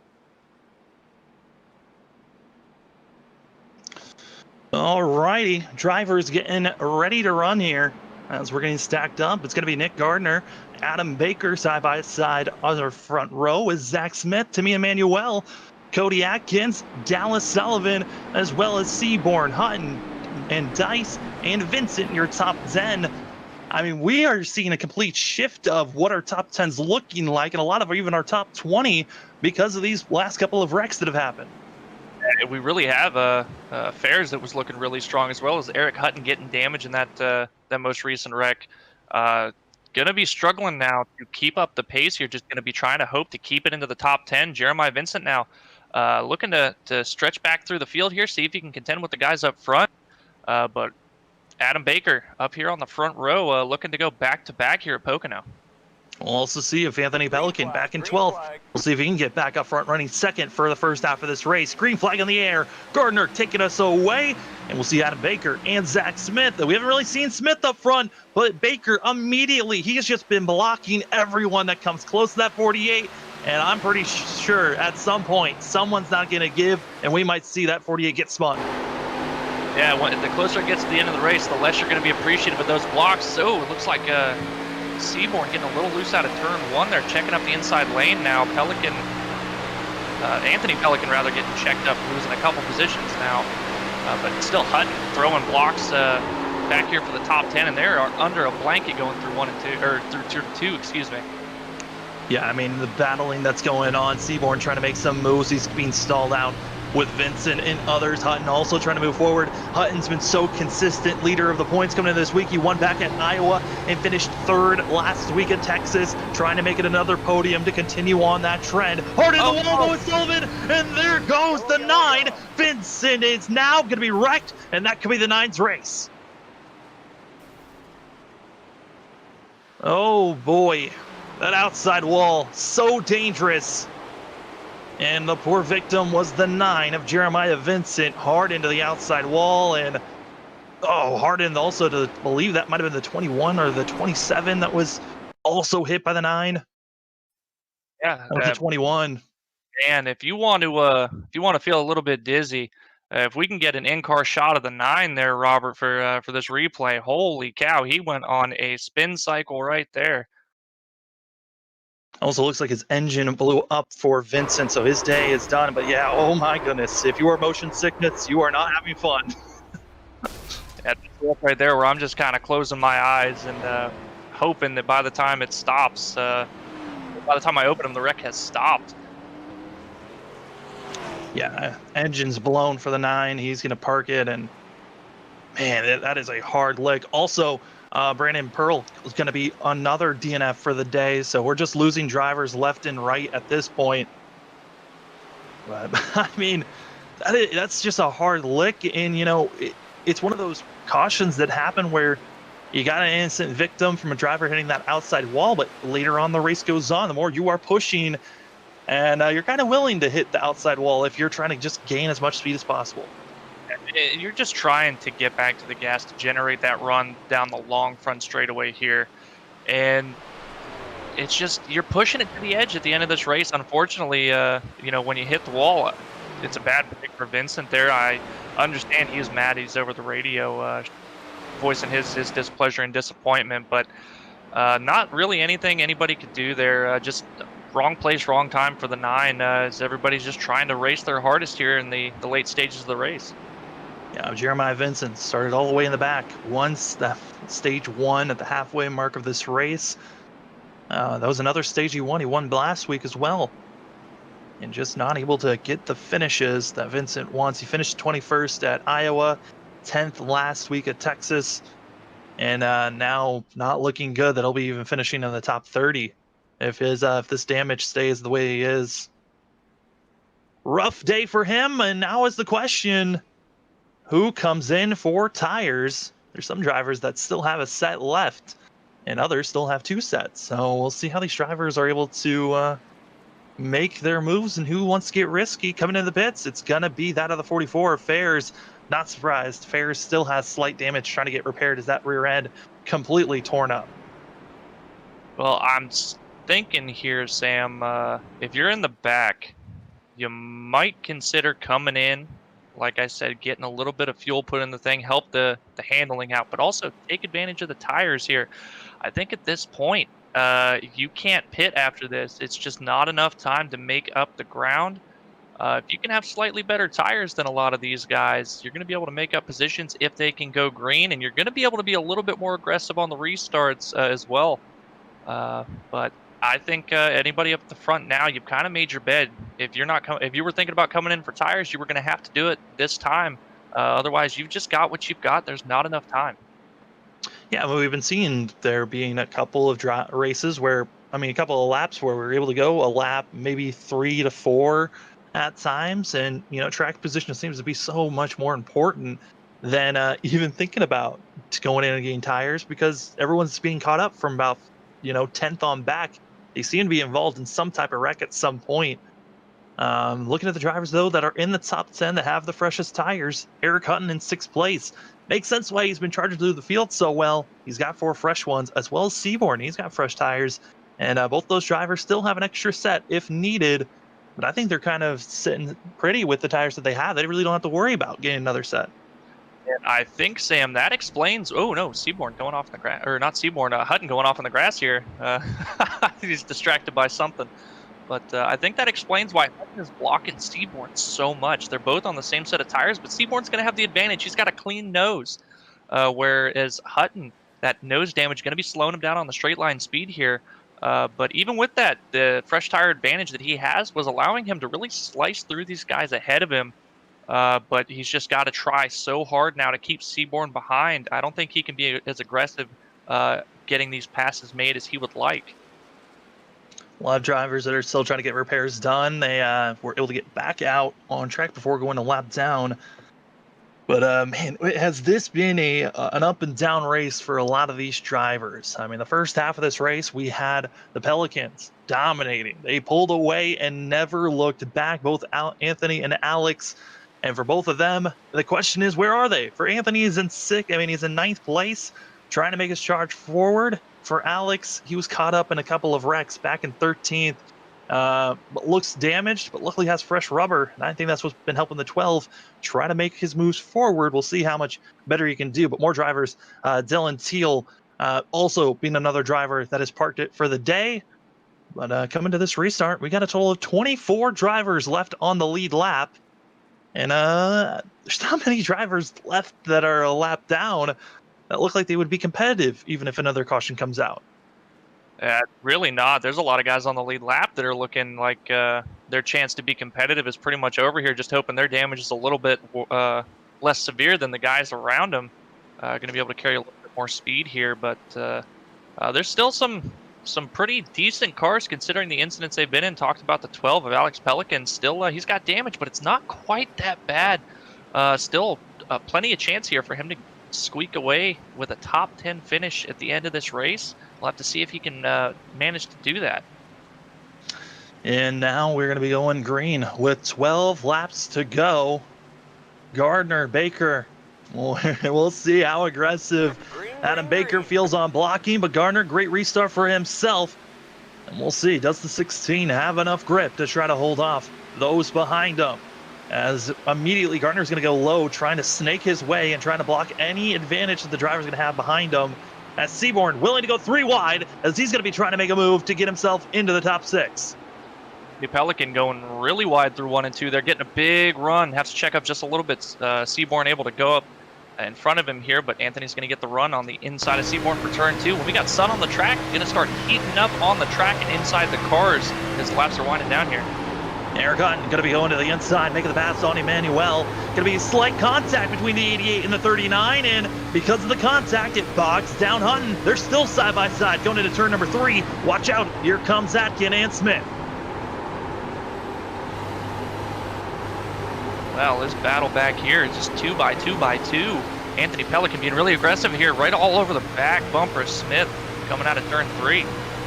Anthony Pelican has to be frustrated with Zach Smith's block there, but it's unable to get by. And now the question is, how fast can Seaborn and of Alex Pelican get by, and Anthony Pelican, as they're now up in the top 10. How fast can they get by the 81 and the 1 as Seaborn gets slightly loose, able to hold on? And the Pelicans, they're now in line. Possibly they utilize the draft to get by that of Seaborn. As Hutton in third, he's about a half a second away from our front two. And we have a pass for the lead as well. Last lap, Adam Baker able to pass Nick Gardner for that lead position. But Eric Hutton on the pressure tires now able to gap Brian Seaborn by quite a bit here, running in third, looking to chase them down. Anthony Pelican now getting to the inside of Zach Smith. I can tell you from firsthand experience here at Pocono, having the speed over guys and the tires ahead of you, just being side by side and unable to make those passes, incredibly frustrating. Anthony Pelican now able to get around them, but he's running out of time to be able to chase down our top 5 here to have a chance to finish in the top 3 spots. 10 laps to go, and it is gonna get exciting here. As Baker, I believe he did take 2 tires the last time he came in, but here comes those behind him. Fairs, he's now on the back end, willing to make some bold moves. Yeah, Seaborn got big time loose coming out of 1, Sam. Great save on his part with the 44 of Fairs just behind him now. Going to fall back to, I believe, the 12th position now. It goes back to 12th, and now Alex Pelican, he's going to be making a pass on Zach Smith. Yeah, Anthony Pelican got in a little bit hot to turn 3 there and bumped the 81 just out of the way. Now that's going to be stalling out Smith, giving space for that of Alex Pelican and Fairs to make the pass. Alex Pelican, our pole sitter, and in second place starting this race, Anthony Pelican. They're up to 5th and 6th, trying to get back up front. Well, talking about the front now, Adam Baker able to stretch his lead over Nick Gardner by just a little bit, but Eric Hutton has closed the gap on Nick Gardner down to about a car length. Really rolled through 1 and 2 pretty well, looking to carry a lot of speed. He is just throwing it into the corners of the 88 machine. I mean, that looks like it could be backfiring as Timmy Emmanuel is just lingering back and slowly utilizing and letting the drivers in front of him burn their tires. As a 39, Hutton pulled away from him like he was sitting still, but now Emmanuel, he's slowly chipping back into our front 3. I think that nose damage finally starting to hinder Eric Hutton here as the tires have got up to 10th. Now, Timmy Emmanuel, big run here down the straightaway with this draft as our front 2 have started to pull away from the 88. I think Eric Hutton has just overdriven it just a little bit here, trying to get to the front. Looking at drivers and some of the lap times they've been putting down. As they're wrecking behind them, it's going to be from 10th on back being involved in this one, and it was Seaborn getting spun around. As we do have the replay of this one, and it looks like it was some drivers getting into a car, getting back out on track, actually. Oh man, this is an awkward wreck. Luckily for that was the 9 coming back out after getting his damage repaired, and Brian Seaborn getting into the corner a little bit hot. Lucky for the 9, yeah, that would have been disastrous, coming out getting his damage fixed and getting caught up in a wreck as he was rolling around turn 1 there. But Seaborn getting into the back of Smith and overcorrecting there up into the outside wall and just causing a huge wreck here. Yeah, I mean, all the drivers, especially for Seaborn, he's just trying to figure out what the heck happened because they were all running similar speeds, and then you saw the 81 and the 1 just completely slow down. I think that they weren't sure how Jeremiah Vincent was going to get back out on track, so they just backed off unknowing. And for Seaborn, he was completely unknown and just ran right through Smith. I think that it might have been Smith looking at his entry to the corner, Sam. I think he was trying to make a dive and realized it was not going to work. And you see him wash up the track just a little bit, have to check up to avoid running over Cody Atkins in the 81 there. And kind of what we saw early in the race, where just an accordion effect there, Seaborn just not quite able to slow down. Man, that's a tough break. It's a really tough break, and now it's the question mark of who wants fresh rubber and who doesn't. I mean, Fares has the damage, and so I think with that rear end damage, the 44 hasn't been able to utilize that fresh rubber that he has to the fullest extent, or he could be saving it for a chance here. He's going to be back in that third row of drivers, but up front, Adam Baker and I think both for Gardner, they kind of didn't want that caution to come out. They were doing a great job holding off Eric Hutton, and now this gives Hutton a second chance to possibly have a shot at our front too. It resets the gap for sure, but it looks like man. Oh, Emmanuel's going to come in. Everyone else does not follow, and he just lost over 10 and plus more positions for the 39. Unfortunate for Emmanuel, just really committed where the other guys really late to pull back on the track. I've seen that turn out pretty disastrous in the past. Luckily, these guys able to not run into each other as guys were making the move back onto the racing surface here, faking out pit road.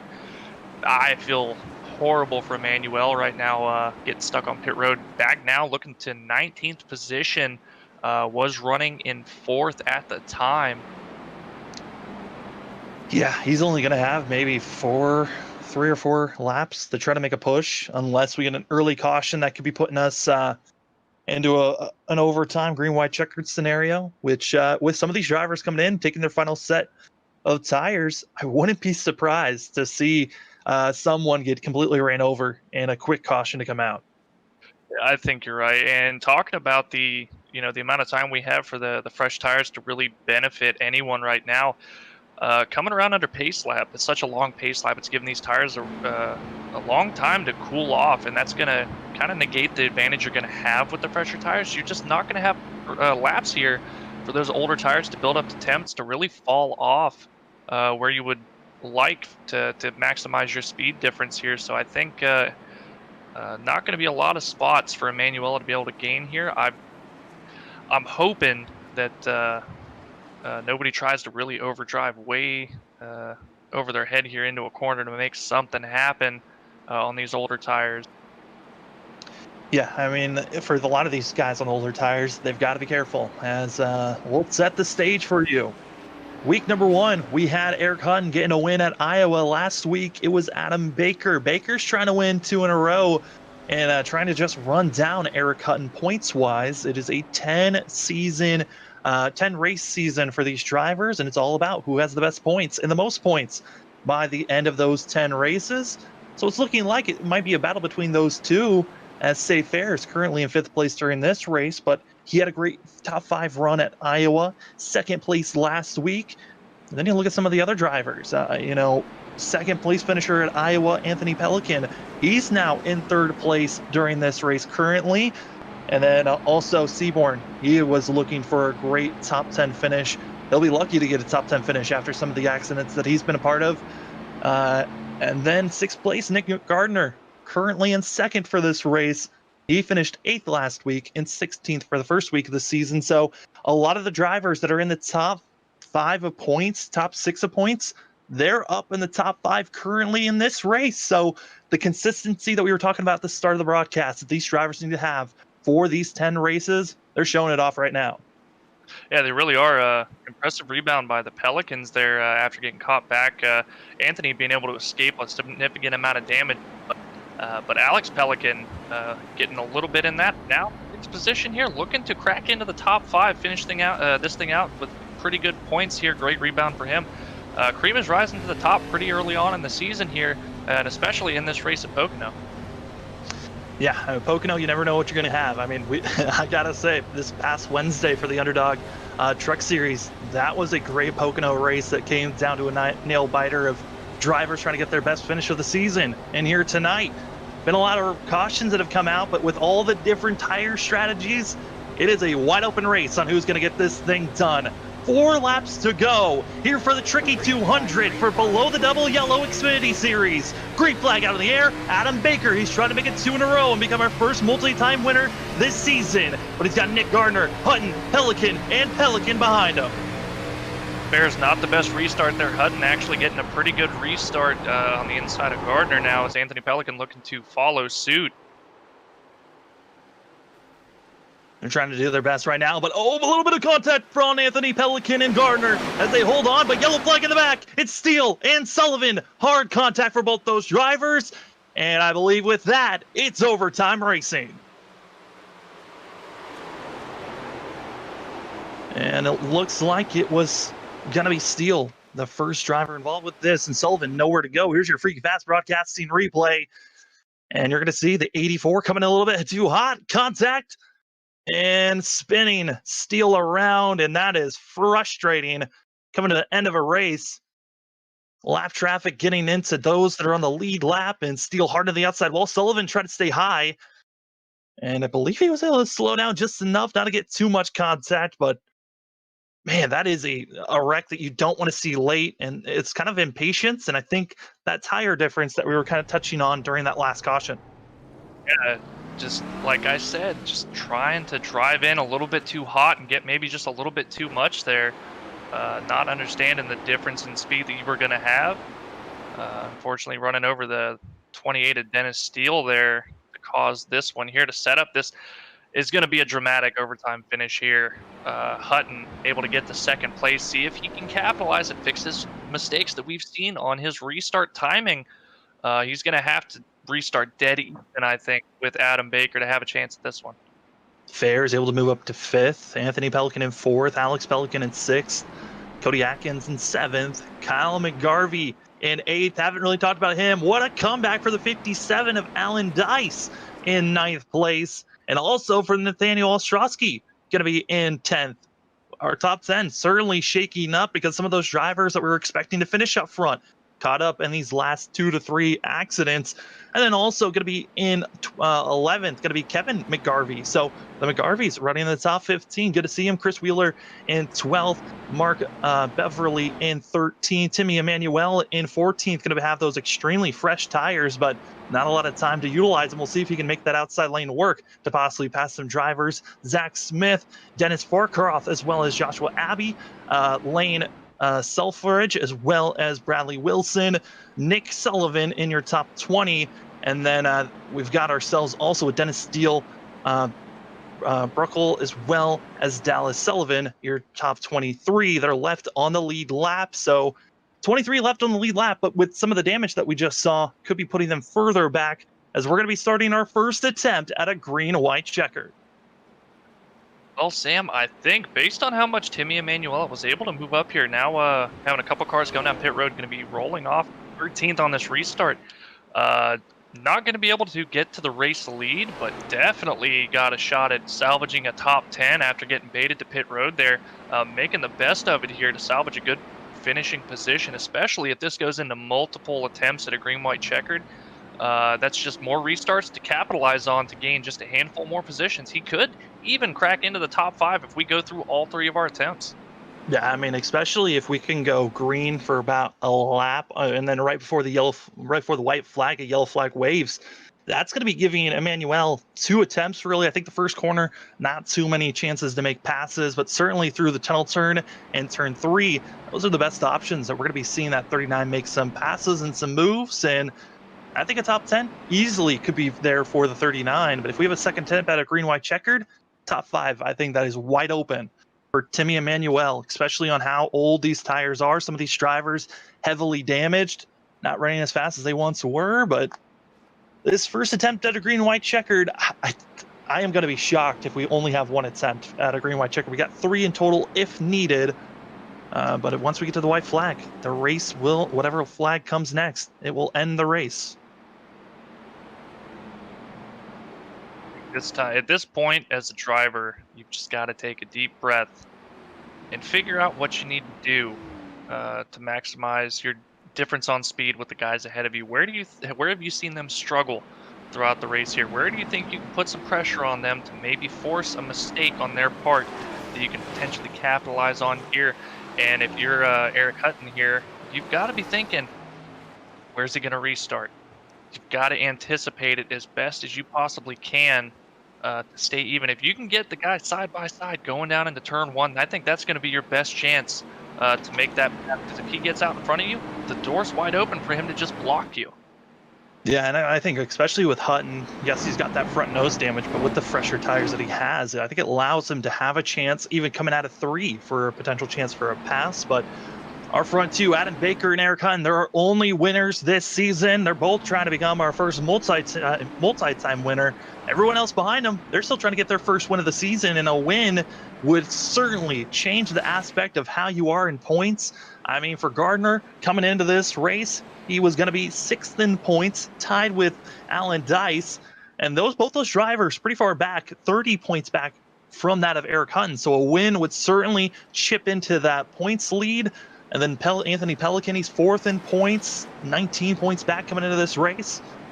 This is a lot of points that these drivers could be taking and chipping into Eric Hutton's lead. Anthony Pelican there looking to steal this one away, but Nick Gardner putting himself in great position here that if these two in the front get racing each other too hard and maybe take each other out, we could see the 16 in victory lane at the end of this thing. Eric Hutton and also Safe Fares, they're the only 2 drivers that have finished in the top 5 for both of these races. For Eric Hutton, he's been in the top 3 for the last 2 races. We'll see if he can continue on with that streak that he has. But this is it. It's the Tricky 200 here from below the double yellow line. Yeah, it's the Xfinity Series, round number 3, our first attempt at a green-white checkered. They are green, and Adam Baker got a great start, but Pelican shoving Hutton and giving him a great run on the entry of turn 1. A little bit sleeping on the restart again for the 88, but making good use of it. They're getting some help from the 98 Anthony Pelican. Nick Gardner still holding on pretty well. Looking to just try not to lose too many positions here, see what he can do to defend, but Eric Hutton all over the back bumper of our leader, Adam Baker. And then also behind him is going to be that of Fares trying to block Alex Pelican, who has a great run. Going to be side by side for that 5th place position. But Baker has to be defensive and block Hutton. We've seen him block everyone since lap 1. Does Baker have another great block for him as they're coming into turn number 3? But yellow flag waves as wrecking in the back. Oh my goodness. It all going to another attempt here. It looks like Nick Starling going to be involved in this. And also looks like the 9 also involved of Vincent, both engines blown for both of those of the 99 and for the 9. And now it's their second attempt at a green-white checkered. Looking at that, Sam, the 70 just going in pretty deep. It looked like Nick Starling cut down just a little bit, got into the right rear of the 70 on the corner entry, and a little wiggle. Tried to shoot the middle, but contact between himself and Bradley Wilson in the 51 sent him back up against the wall there, spinning across the nose of the 70 of, excuse me, who was that? Lyle in the 70 there. Yeah. Also looks like the 9 he just comes flying in with no regards of where drivers are at. And Jeremiah Vincent just calling it a day with that type of a move. Hey, you know what, man? I've had enough of Pocono. The pond's nice, the fish are nice, but I'm ready to get out of here. I mean, for those drivers, they're done. For everyone else, they've got another attempt at a green-white checkered. And, the driver we were talking about that had a chance with this another attempt of green-white checkered, Timmy Emmanuel, up to 10th now. So moved up 3 positions for the 39. I mean, another couple of positions for if we go green for another attempt or so. Yeah, grabbing a handful there. Going to be able to start on the outside now. Not going to be able to make the moves to the inside to go 3 wide on the restarts and really be aggressive. But from what we've seen, it seems like the outside lane on the restarts seeming to have the advantage, especially through turn 1 and 2. Or excuse me, just through turn 1 rather. Kind of single files out by the time they get to 2 most times. Yeah, I mean, luckily with the fresher tires, you're able to carry a lot more speed through the center of the corner and allows you to have those better exits. And with these long stretch, that's where we can see Emmanuel make a lot of moves for himself. But Adam Baker, I mean, he was doing a great job defending Hutton there. There were a few moments where you thought maybe Hutton would use his bumper, get the 48 out of the way, but a lot more respect given between the 48 and the 88 up front. Now the question is for Anthony Pelican. He was making a great charge, now up to 3rd. And also Alex Pelican back at 6th. I mean, that 98 looking pretty quick for himself. I'm Eric Hutton here. This is going to be the most dangerous point because you've got to realize now that Anthony Pelican, the guy who had a great restart, helped you get that shove down the front stretch to maintain second on the last restart, he's going to be starting to your inside, and he's going to be just as aggressive trying to make the pass on you as he was trying to help you to allow himself to make the pass on Nick Gardner. Anthony Pelican, like I said, still trying to get into a position to steal this one. I think this may be his best shot at it. If he can get by the 88 and we get another caution, he's going to be starting second. I think Adam Baker may just have his hands full at the closing lap.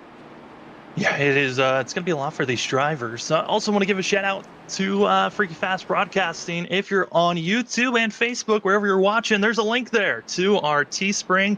And that is a place where you can go see live times. I mean, for Teesprings, for great comfort and merch from Freaky Fast Broadcasting, and then also for live timing. If you want to see what we've been seeing on our screens, there is a website for you to check out all live timing of all the broadcasts on Freaky Fast Broadcasting. It's a great time to go see, getting to see live timing gives you so much more of a outside perspective. I mean, for us, we get to see when drivers pitted and the strategy calls that drivers get to make, and also who's running the fastest on the last laps that are being put down, who has had the best lap of the whole entire race. It's always great to have that type of information. Yes, a lot of times, even when I'm just out here not calling the races, just tuning in on YouTube or Facebook, I'll pull up the live timing and just watch along with you guys and take note of who's running what lap times, where in the field, just seeing who's making moves. It's a whole nother level of immersion in our broadcasting here. A valuable tool that I'm happy we can share with everybody else on the website. Well, our second attempt at a green white checker. We got a total of 3 if needed. Already used one of those attempts, and looking at some of the drivers, Adam Baker, Eric Hutton, they're looking good for themselves. We've already noted on Anthony Pelican's great start that last time by, and for Nick Gardner, I mean, for him, it looked like he was starting to fade back. He's going to have to really defend between Fares and also Alex Pelican. Those drivers looking extremely quick. I think the 16, probably one of the biggest sitting ducks of all of those that are in the top 5. I think so as well. Just not able to really get the speed on the restarts there. And I've also got to say, Alex Pelican in the 12, he's been in 6th position for quite some time now. Just hasn't been able to take advantage of the restarts yet to move up any. But he hasn't lost anything either, so it's not all that bad. I have to see, he's running out of time here. We've only got at least another attempt at this restart for him to make something happen to crack into the top 5. Excitement in the air. This is only round number 3 of 10. This is going to be a fun season to see where drivers go. Our front 2 of Adam Baker, Eric Hutton, they're our winners so far of our first 2 races. We'll see if they can become a multi-time winner.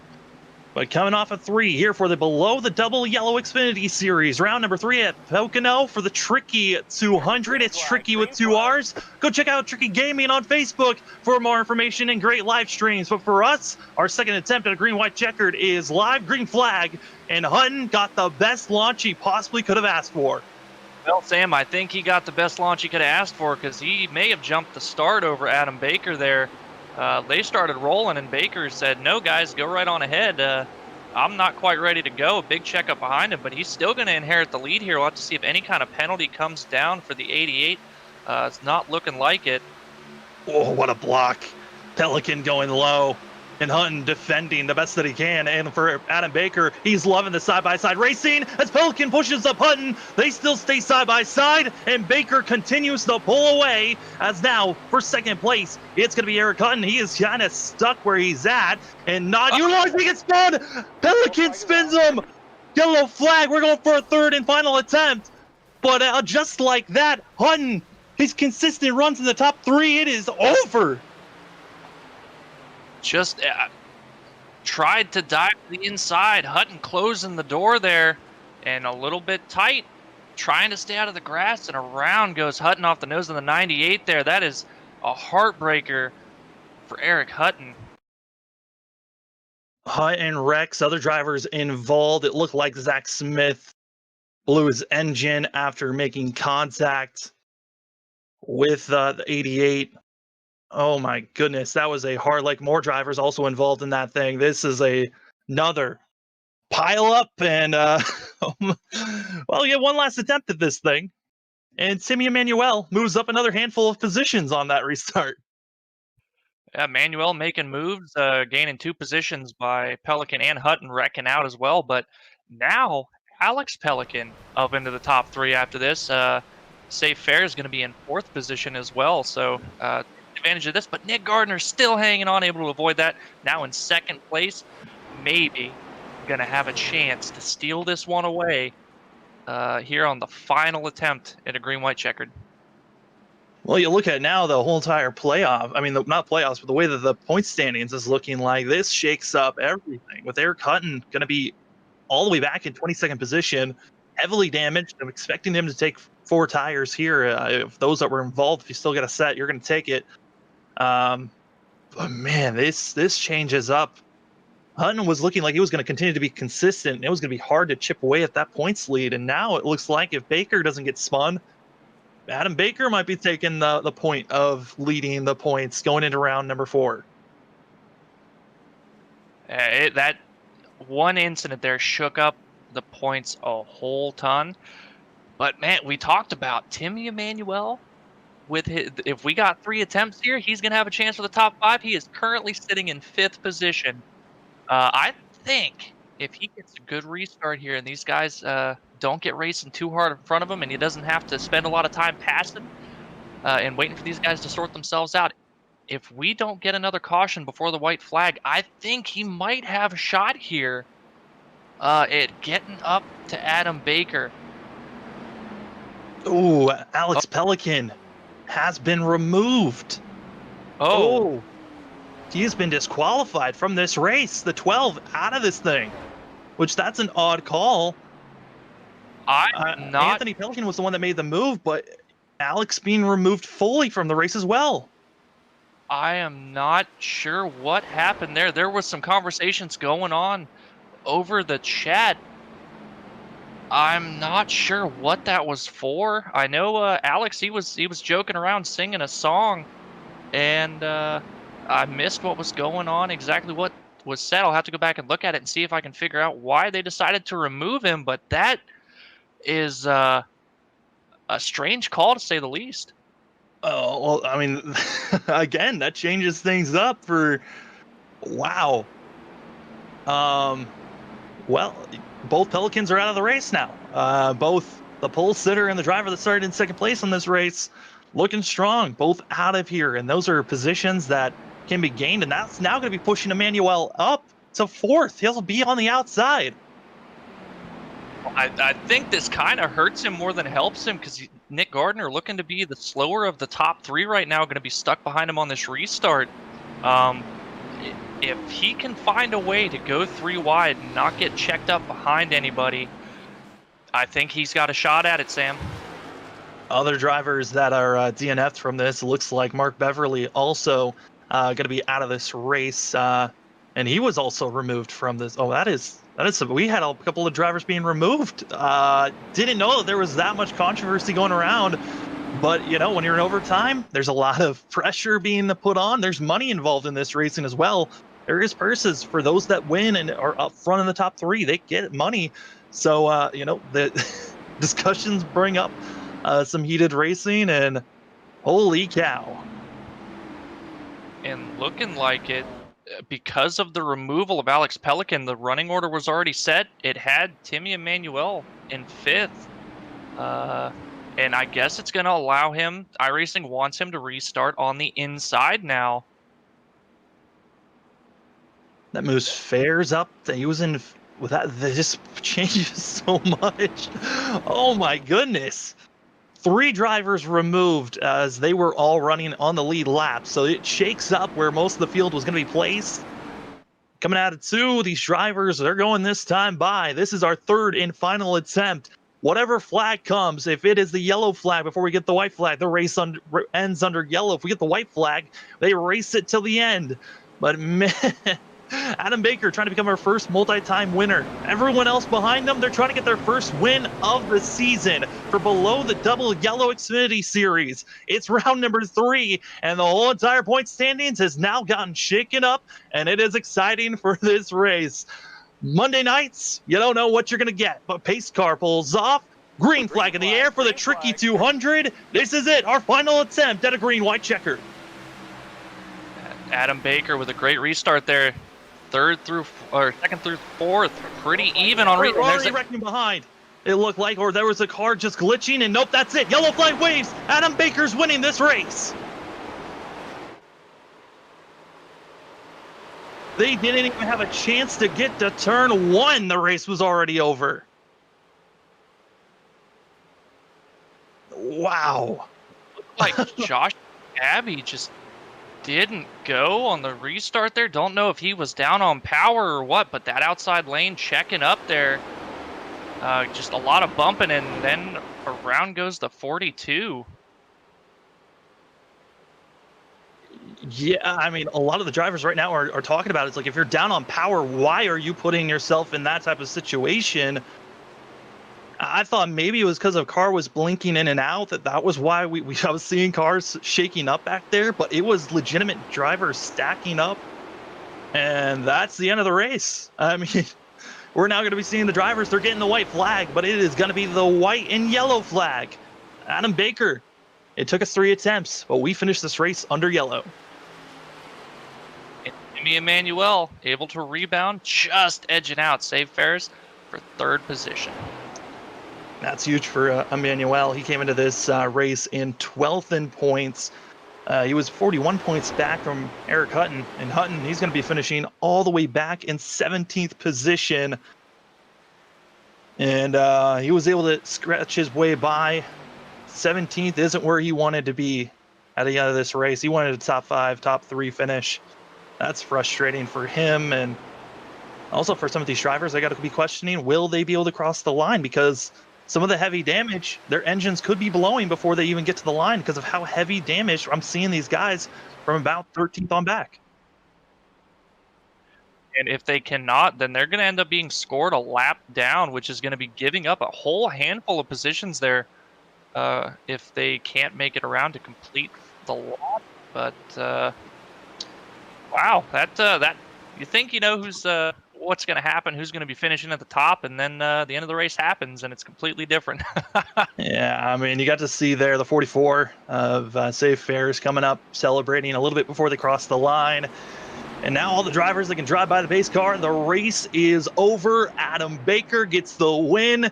Nick Gardner gets second. Timmy Emmanuel gets third. We get to talk to all 3 of those drivers when we get to see the end of this thing. But I think a lot of these guys scratching their heads of how did this race end as abruptly as it did. Because I think a lot of them were hoping that we would go green for that green and white check, that final attempt, but it did not. Yeah, sometimes you just don't have enough time to make stuff happen, and you run out of attempts, man. And unfortunately, for some guys, not quite in the position they wanted to be. But fortunate for Adam Baker, he just had to restart every time and never look back. Never did. We get to interview our top 3, and for Adam Baker, another win goes on. That's 2 in a row. He won last week at Texas.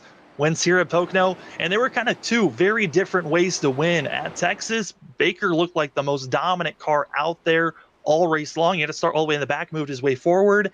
Here today, Baker still looked quick, but he really had to use the strategy card and also had to have a little bit of help with those late cautions. Strategy at its finest right there, just putting yourself in a position to make everybody else have to chase you down, and guys run into trouble behind you just trying to do that. It's a crazy race. As Adam Baker gets to burn it down, we're going to go grab our other 2 drivers, that of Gardner and Emmanuel. And also, we'll talk to our winner, Adam Baker, in just a few moments. And man, cannot wait to talk to all 3 of them because they all had 3 very different stories.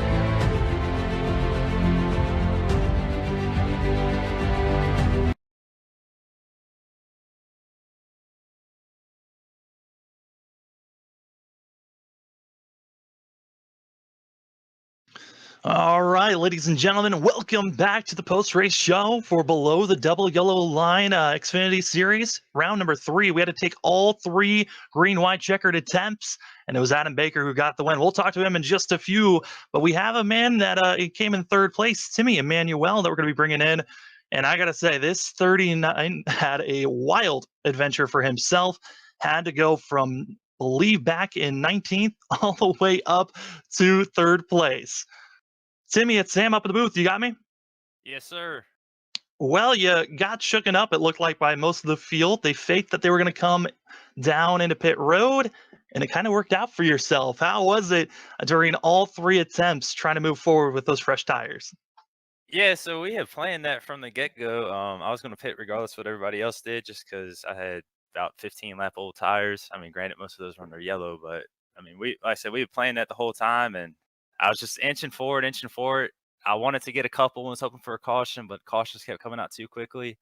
And then that last restart there, being the 3rd place car with the freshest tires, I thought for sure we had a chance, but we just had a drag race with safe to secure 3rd, and then the caution came out, so that kind of ruined my chances of that win right there. But other than that, it was crazy and definitely fun coming through there on new tires as compared to the old tires. I felt like I can make a lot more moves and be way more aggressive, which suits my style very well around here. Yeah, I mean, this is really finishing in 3rd helps you points-wise, but it seemed like it was a lot of up and down today for a lot of drivers with all the cautions that were coming out. How was it for you, though, throughout the whole entire race, just trying to stay mentally focused with all the cautions that were coming out? It gets distracting at times because you get in a rhythm and then a caution comes out and you got to figure it all out again. And with tire wear and guys on fresh tires, you just got to kind of figure out where you can run. And then having to figure out how to restart on each line because it seemed the outside line wouldn't get going until you're leaving turn 1. So you had to kind of time it. And then, yeah, guys in front of you that had some damage, so they weren't able to take off as quick. It takes a lot to stay mentally focused on it and get through all that. But I mean, as long as you're looking past the nose of the car, you can relatively keep it clean and keep your head in the game. I mean, a great run for yourself, finishing 3rd here today. We go to Michigan next week. How are you feeling about going to that 2-mile course? I love Michigan. It's one of my favorite tracks on here. Definitely, I like being wide open, having the car a little sideways, get out there. It's just more of a driver's track than it is a car track. So we'll definitely see who's got the talent and who's just used to a good setup. Well, Timmy, before we let you go, the floor is yours for any shout-outs. I'd like to thank Viking City Motorsports. I'd like to thank Nick and Zach for putting on this great league. I'd like to thank you guys for putting on great broadcast. Also got to give a big shout out to, and he wasn't with us this week, but Eric Gallion, who's part of the company that sponsors the league. I don't have that name right.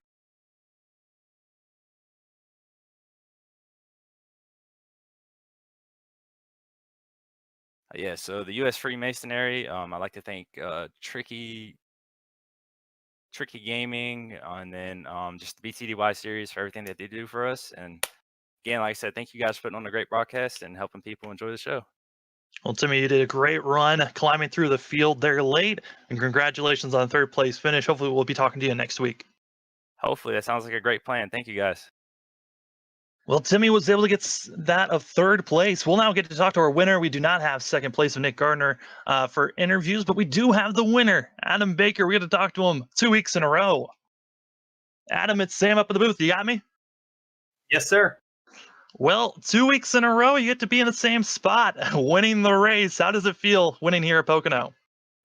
I'll be honest, it's not as sweet as last week. That was more of a fun, impressive win, I think, than this one. Was kind of up there all day long, and just happened to be out in front with all those cautions coming out one after another.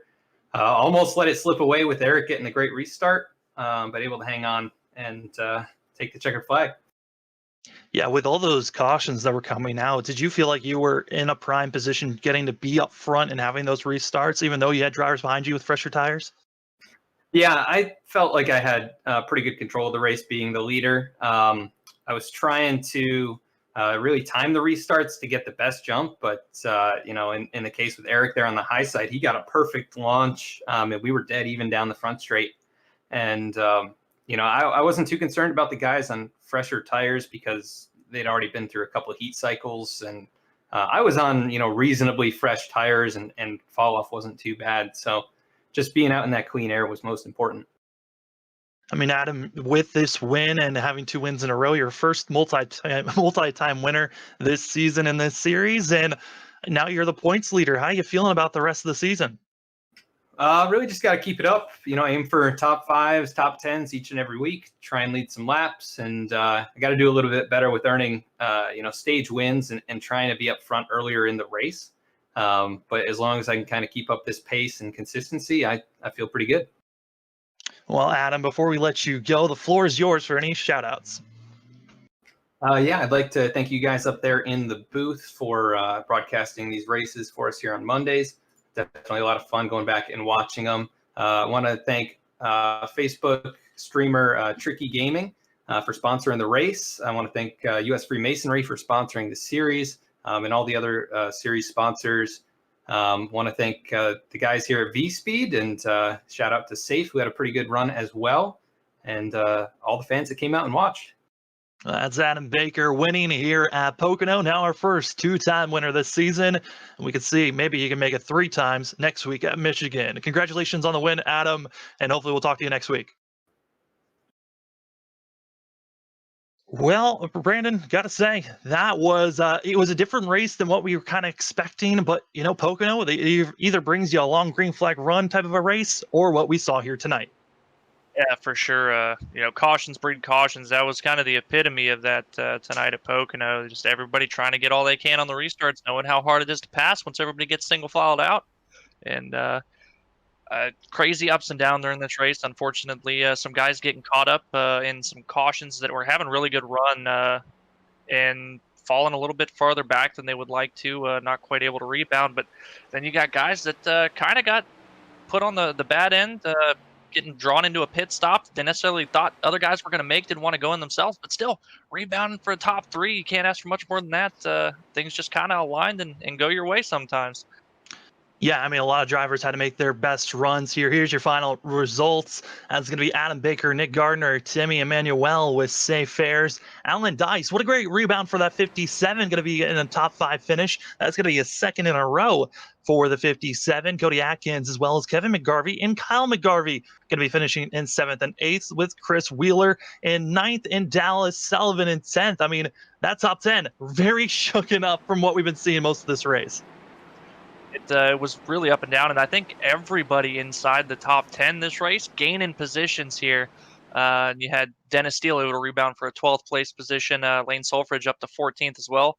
Eric Hutton rebounding up to 17th, not quite where he wanted to be, but still a really good result, as well as Bradley Wilson getting caught up in some early incidents. Going to come home 19th, last car on the lead lap. Some guys just having a little bit better time than others. Dylan Teal, not that great of a finish. 24 laps down here, 33rd, rebounded quite nicely, caught up in a wreck. So bad break for him tonight at Pocono. Yeah, also I think, for Bryant Seaborn and also for both of the Pelicans, they're thinking for rebounds next week at Michigan. And a lot of other drivers out here looking for better runs. James Loveland, I think he's another one of those guys, finished back at 37th. But that is your unofficial final results. And, a crazy race. We had to utilize all 3 of our overtime green, white checkers. But Brandon, what are some of your final thoughts? Well, I know a lot of guys looking to just get on to Michigan and put this race behind them here and hope to put together a better run. And excited for Michigan. It's a really high-speed track, really eats up the tires with the amount of speed you can carry there for how banked it is and how sweeping the corners are. So looking to see what guys are able to pull out some strategy there, maybe save a set of tires for the end and then try to sneak out a win like Timmy Emmanuel almost did here tonight. But we'll have to wait and see next week. We weren't sure if strategy was going to be one of the biggest factors. It seemed to be that. But congratulations to Adam Baker, and we cannot wait for Michigan next week. And now we throw it up to Robert to finish out our broadcast. That is correct. Thank you, gentlemen, for great commentating here tonight at Pocono Raceway, one of my home favorite tracks here.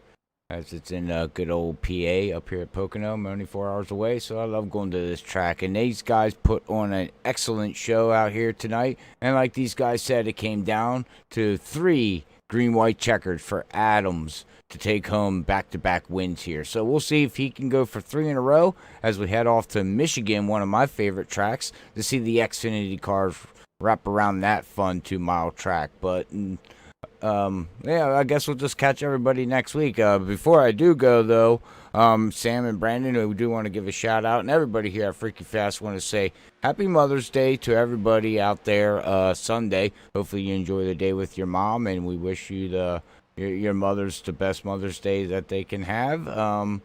But until then, I guess we're going to sign off here. Everybody have a great week. Hopefully we catch you in the next broadcast tomorrow night with Zach Hall and Brandon Colley calling all the action with Evolution Racing League as we go live at 7:20 for some ARCA car racing. And then that's at Kentucky. And then we have the Cup cars at 9:20 at Kentucky. So make sure you tune in tomorrow night for that doubleheader here at Freaky Fast. But until then, we want to say God bless everybody. We love yous all. Peace out. Bye, everybody.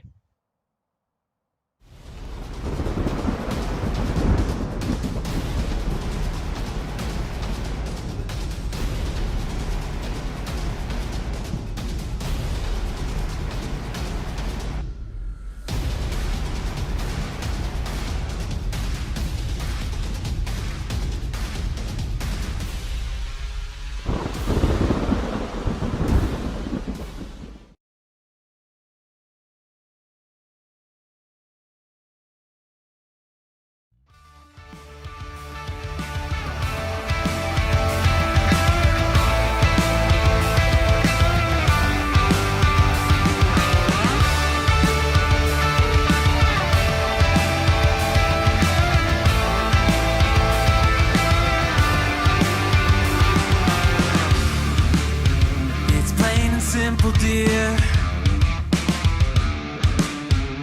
I'll still be here when you're gone. You gather souvenirs, but I will never be your pawn. Your pawn. Your pawn. My love.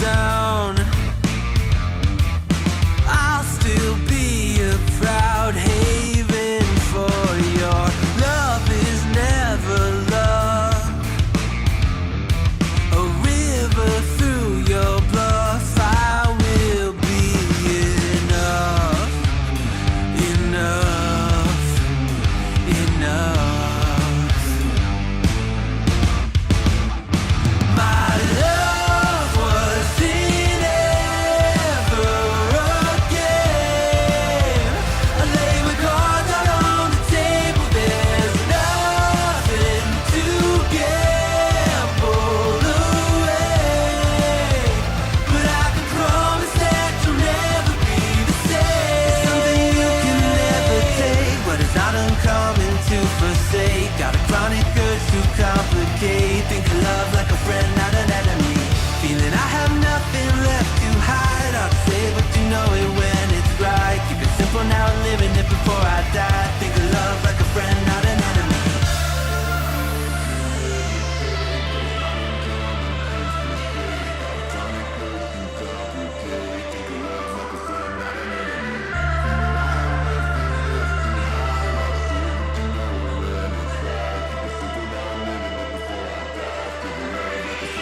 My love.